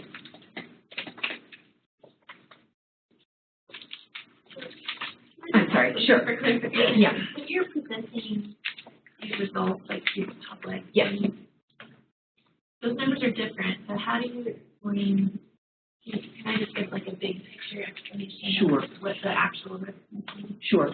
The numbers are different because they're based on the methods that were used for collecting the data. Okay, and so the methods that are used for calculating the incidence rate are more robust. You're watching everybody over time. You know what came first, what comes second. And so the prospective cohort study is a stronger study. The information tends to be more reliable as long as the study was conducted appropriately. Whereas the case control study, retrospective study, we are often relying on our study participants' memory, on their recall. The data are not as reliable, potentially not as valid, and so that is why we are seeing the difference between the odds ratio and the risk ratio. So because the relative risk is used with the cohort studies, is that usually what gets published when you hear things like in magazines about? Sure. And it depends on the study itself. Sure. Okay. Yeah. So, and we'll get this when we get to study design, but let me continue. In terms of reliable data from research, you'll usually see a clinical trial at the time, okay, where the investigator has supposedly control over everything that goes on. The investigator determines, has control over who's going to be in the control group, who's going to be in the comparison group, et cetera, et cetera. And then a notch down, you'll see cohort study, then you'll see case control study, then you'll see cross-sectional study, then you'll see case reports, and that's about it. But anyway, just in terms of the reliability, the validity, the robustness of the data. So what is reported in the literature is dependent upon how the data were collected, the type of study design that was used. And that's why we end up confusing the general public so often. I must confess, how many times, let's see, think about, oh no, you are not supposed to use butter, you're not supposed to do this, you're not supposed to drink coffee, and now we're being told, ooh, coffee is good for you. And so it depends on the studies. Studies that ask the same question can get different answers. So we want to make sure that our studies are consistent, that they're well done, that they can be replicated in different populations so that we can learn what should we be reporting to the general public. It's a tough job being a member of the general public. It's hard to know what internet sites to go to whom should I be asking these questions. And so as public health professionals, we are trying to make sure that what we report in the literature, how we answer questions from the media, that we are, to the best of our knowledge, providing accurate, reliable information. And it's okay to say, we don't know that yet, because there is so much that we just don't know. Sorry, just stood up on that soapbox. Great question. A little bit more about, let's see, rates and ratios. Proportion is not a rate, even though it has a numerator and a denominator. It is primarily prevalence as a proportion. Formula, number of health events, number of population from which the events were drawn, often multiplying the proportion by 100. Ratio is yet another type of measurement. A ratio can also be a proportion. So go ahead and review these. We've already done rates, types of rates. We have accrued rates, specific rates, adjusted rates. I am going to, let's just go ahead and take a break. It is getting stuffy in here, and we'll start with this in 5 minutes or so.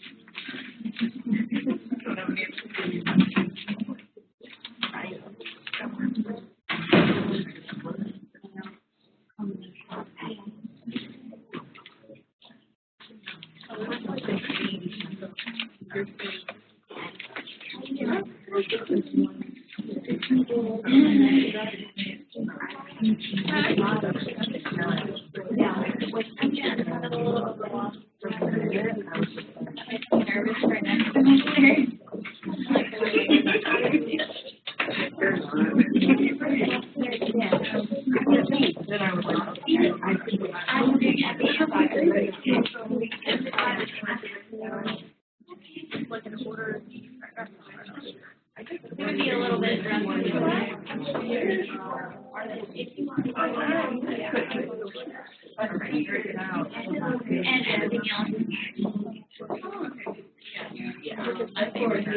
Really, yeah. I feel like there's all of like the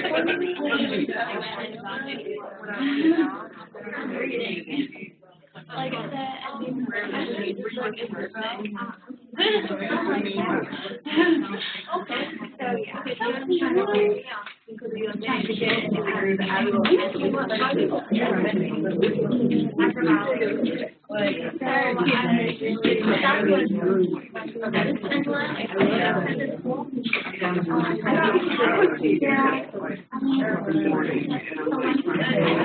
I think I'm inviting Chad to get through it.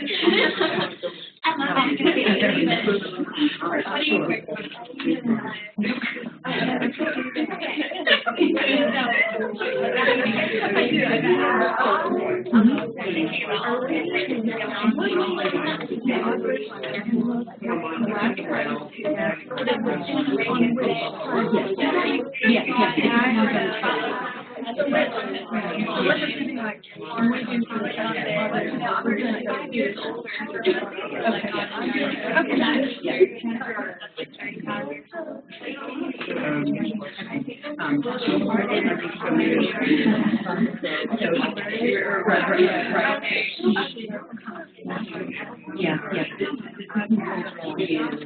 I haven't. I know.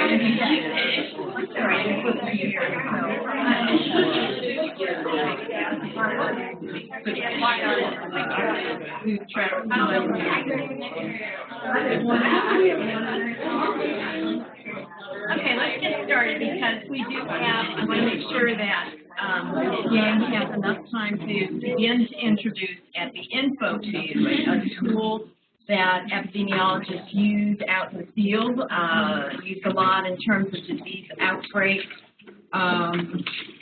and other data collection activities. So we all know what a rate is, and just sort of getting into the nitty-gritty of crude rates, specific rates, and adjusted rates. Crude rates is what they are. You collect the numerator, the denominator, your constant, and that's a crude rate. Then, if we collect information on the entire population, often it is informative to learn what the rate is in different age categories because it may differ. Depending on the disease, you may learn that certain cancers have a higher rate in an older population versus a younger population. So at that point, you can investigate the characteristics of your data by stratifying your population, your study population by age. Maybe you want gender-specific rates or race-specific rates. Any factor that you're interested in, you can calculate the specific rate for that factor. And then there are adjusted rates, and there are multiple methods that can be used to remove the effect of confounding that are due to group characteristics. And so let's say that I wanted to compare the rate of cancer in community A versus community B, and I found that the rate of cancer was much higher in community B. And I was going to report this to the media, but then a colleague of mine said, "You can't compare those two communities." Well, why not? Community A is much younger than community B. So before I would report, and then so I've got an older population, they're at a higher risk of this certain cancer. It's not a fair comparison to just crudely compare community B to community A.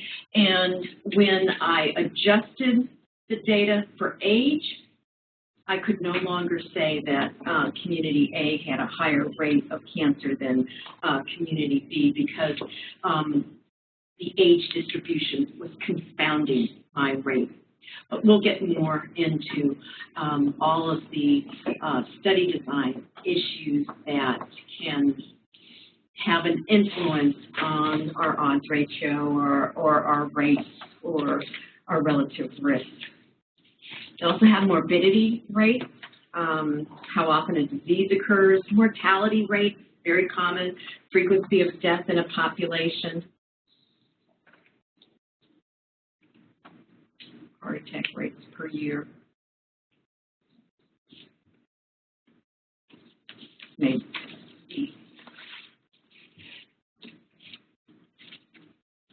Okay, so if we look at, this is a similar concept. If we have population 1, we've got a rate of 24 in the younger age group. Population 2, we've got a rate of 14 in the younger age group. And then if we, although the crude rate. The crude rate, although the crude heart attack rate is the same for both populations, the crude rate for both populations is 44.5. The age-specific rates are different. And so you see the importance of beginning to stratify, sort of drilling down into your data and getting more specific information as you go. There was our break. And just as a reminder, to continue to work on exercise 1, which is due September 22nd. That's the cryptosporidius exercise.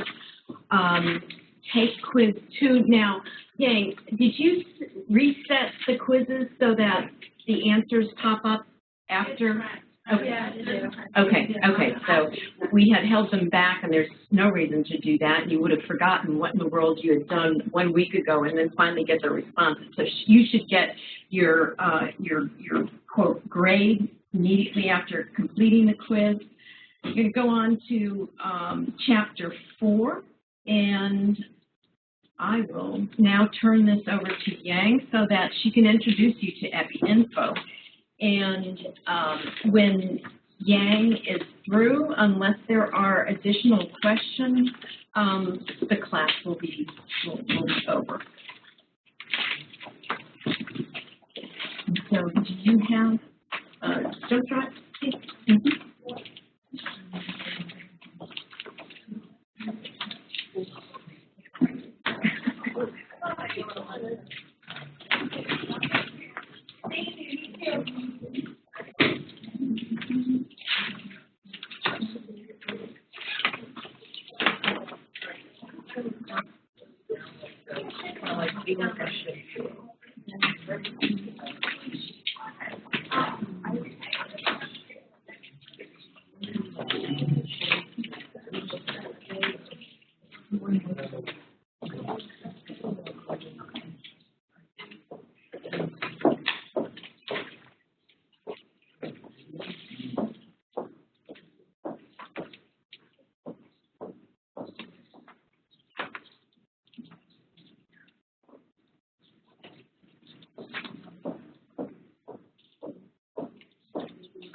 Okay,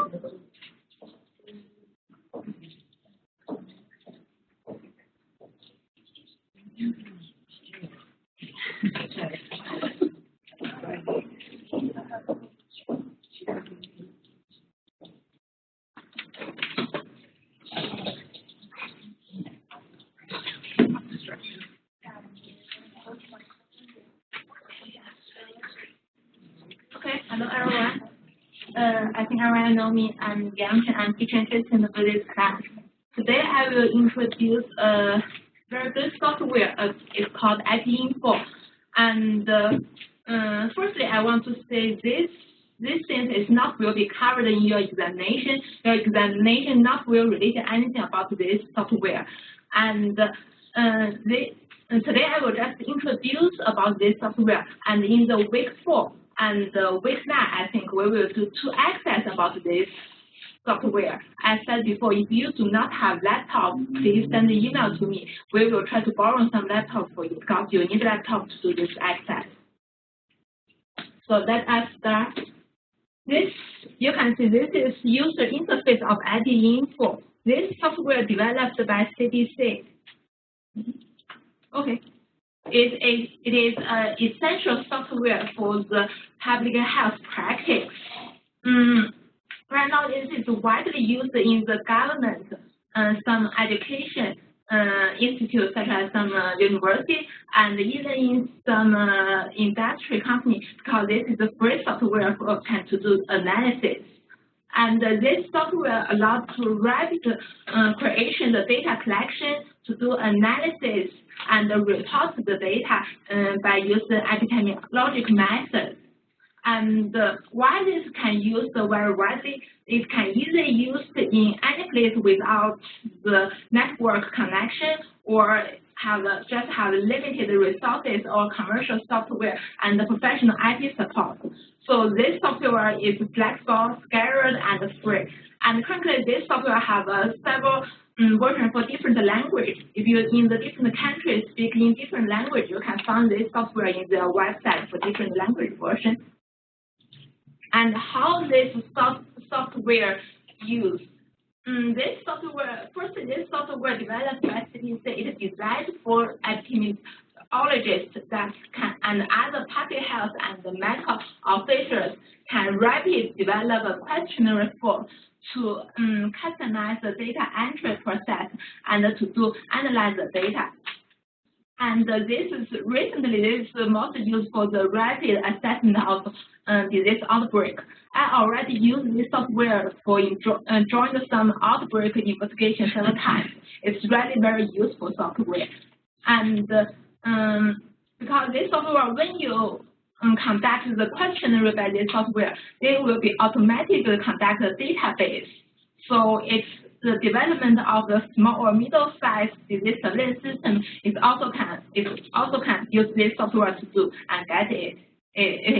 And as I said before, the continuous education of the public health professional learning the science of epidemiology tools and the techniques by this software.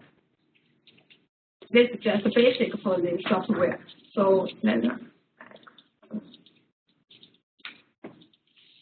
I said this is user interface of this software. You can see this is the major 4 modules created for enter data, to do analysis, and create a map. You can go to their website to learn more information and access. So I think I want to show you this software. Let me go here. You can just open Google.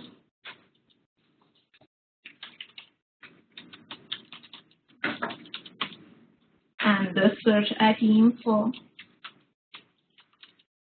Epidemiology. Then you can find this from the CDC website. This is their website of Epidemiology. So maybe we can try download it.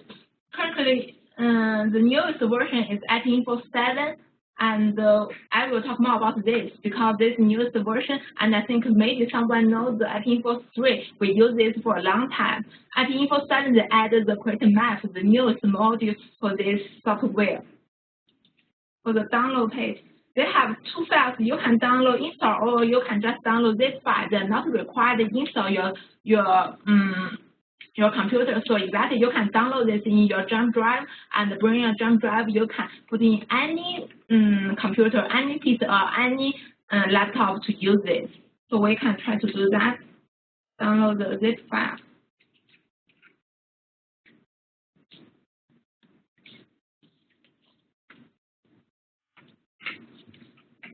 And for this slide, I also attached the link in the lab where you can download. Yes, but I forgot to say something. This software just can use in the Microsoft Windows system. If you use Mac, use Apple, you cannot use that software. So I said, if someone here, I know, if you use this, you may be sending your name. I will add you in my list and borrow a laptop with the Windows system for you to do the access. They also developed the version to can use your mobile device, but they also have the Android system version for the Android system. This is very useful for your mobile device because you can collect the data when you interview the person. You do not need to re-enter the data, so you can get all your data once and do analysis directly from your software in your mobile device and report this data and your results. I hope, all right. Yes. Yes, you see. When you open, you can get this software. Just click this. Okay. Because this is zip file and zip it. Then you do not need to install that. You can get this directly.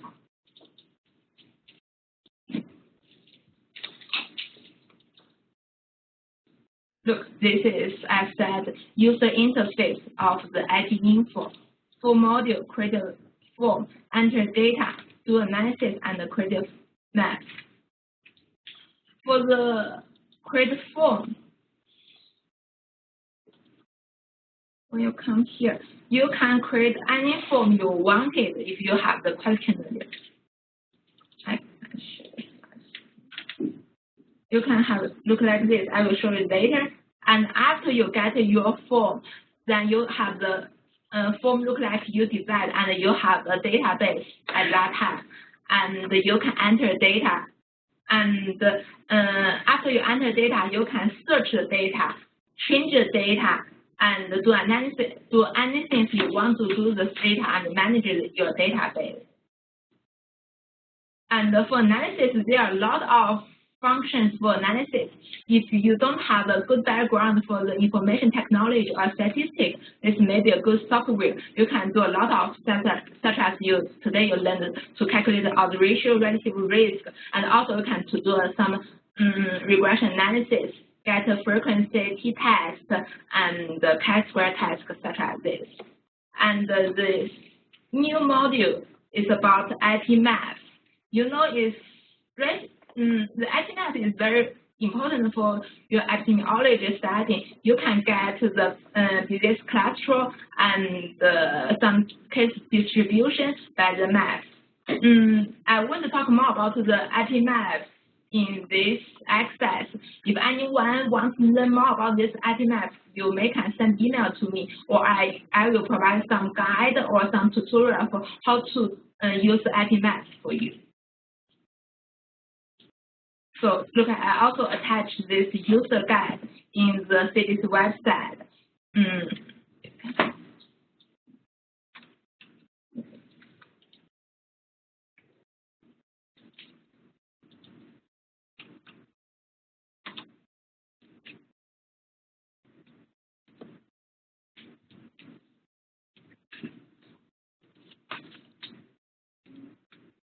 It's a little bit slow here. All the details for here. You can see the 100 pages. You can even search if you want or something. Include all the functions from this software.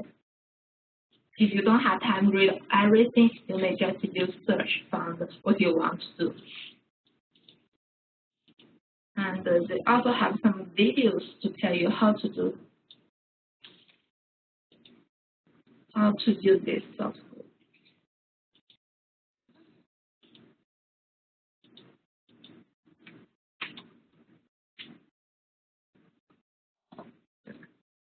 There are a lot of videos.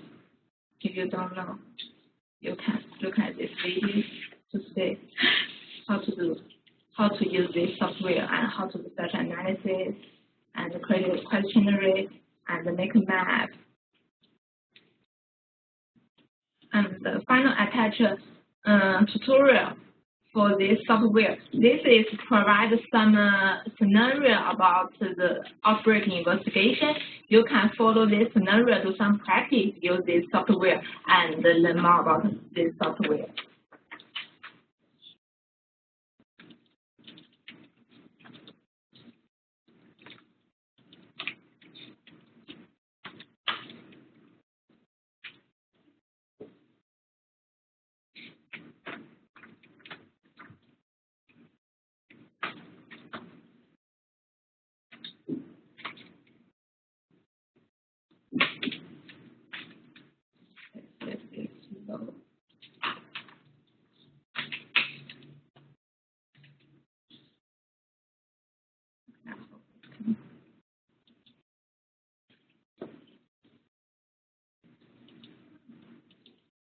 Let's come back to the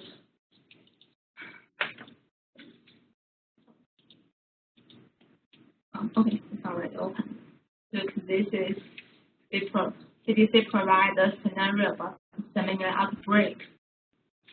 How to use this software to do the collect the data analysis and even the get the report.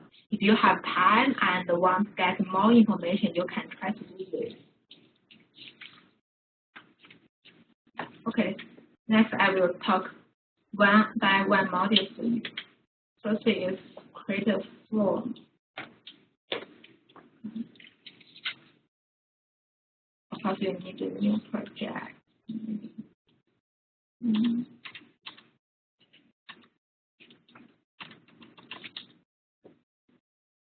Yes, this project name and the form name cannot contain any space, any other character. You just can contain the letter and the number. And this is location you want to save your project. And this is your database will automatically created when you contact this project. After you get your project, yes, this is black page, and you can do everything you want to do. And this is different fields. You can see label, text, number, date, checkbox, options, legal value, and you also get some good templates. I can show some templates for you right now, such as demographic. This is very widely used because when you create a questionnaire, the most section will be the demographic. Also include the name, gender, age, race, address, occupation, contact information, all this. You can get this template very easily. You don't need to do this again. They also have some diagnosis and others. And all this can be saved automatically. You don't need to click from anywhere. It's a save button. It's already saved. You also can use undo or redo to change what you wanted. So you don't need to click the save the data. And after you created your questionnaire, you can start to enter your data.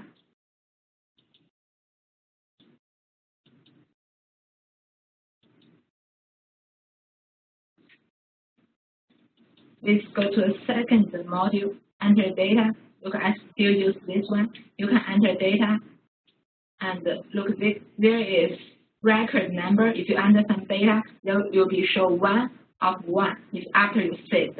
And next you will go to the set 222.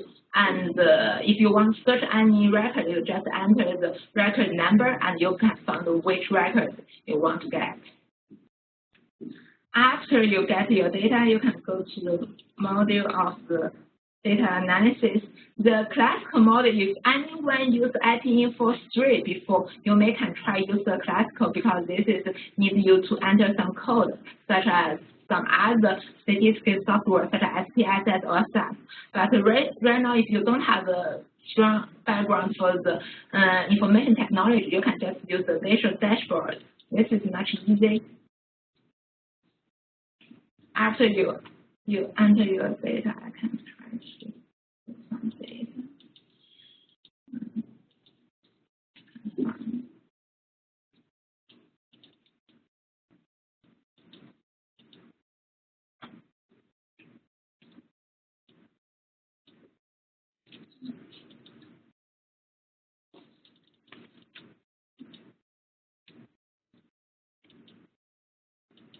I just found any data because this Epidemiology provides several examples for you. They already contain some questionnaire already created and some data that already collected, and you can use that to do your practice. After you get some data, you can look at this that data source, open, save as. Because you not only you can use this software to do analysis, not only the data you entered by this software, you also can import some data from other files, such as Excel or Access or other files. After you import, you also can use this software to do analysis. After you set the data source, you can set the analysis, you can save this, add analysis into the line list, frequency, look 2x2 table, and match paired case control links chart, adding statistics, include some regression, linear regression, logistic regression, and anything more. This as a statistic calculator, table 2x2 here. You can get your observation after you enter this frequency, relative risk, anything you want. There are a lot of things you can do.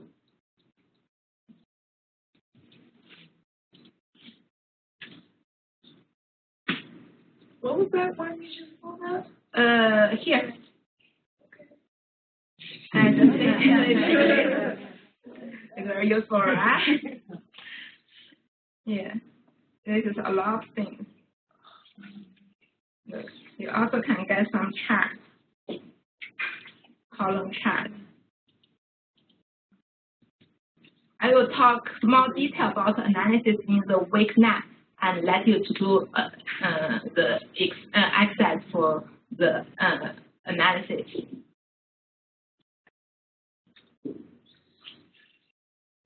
Yeah, one important thing is you can get your data dictionary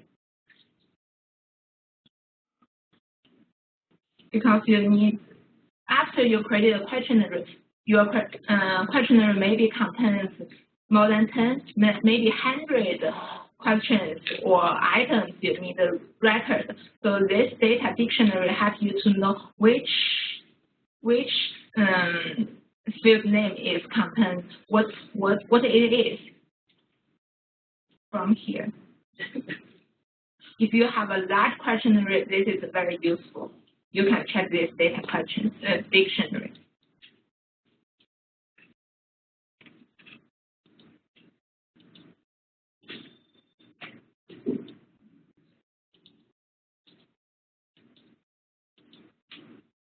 The create map is just adding the newest version. You can see this. Because this needs more data before you really get your map. But you can get a lot of difference. You can get point of interest. You can just put the point you want to put it. Because such as if you know some specific address, you can put your interest point. Maybe this is some sources of some outbreak investigation, some disease outbreak, and case cluster shows maps such as this. I also use software to conduct different maps for the epidemiology study. It's very easy to use and use free. If I know some of you maybe know how to use the GIS. This is my advanced geographic software. But it's very hard to use and it's not free. And if you want to just get some simple to get case classical and just get some math focus on epidemiology, I think this software is enough.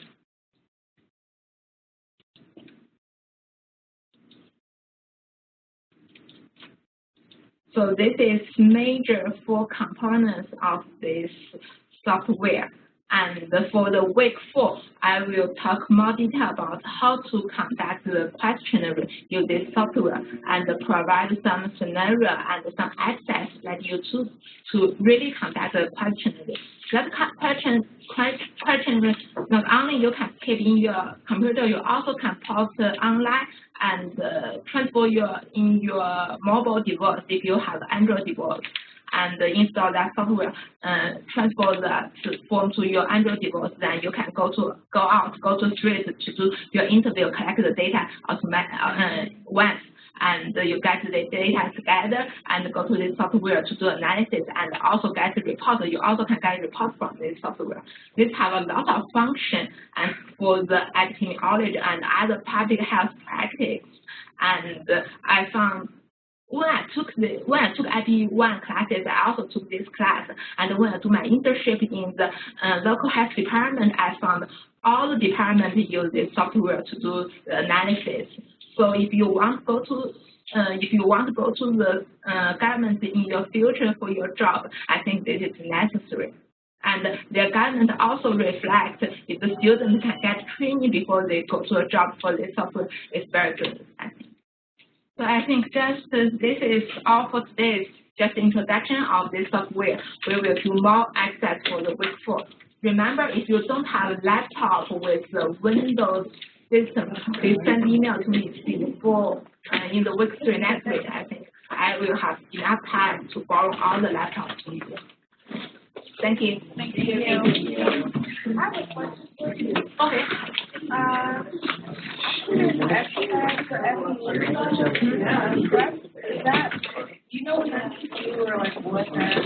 Yeah, maybe you saw what document in your week 2, right? Yeah. Is access. This we will do in the week 4. You don't need to submit anywhere. We will do that together. Don't worry about that. If you have time, you may can look at that. If you don't have time, it doesn't matter. We will do it together in the week 4.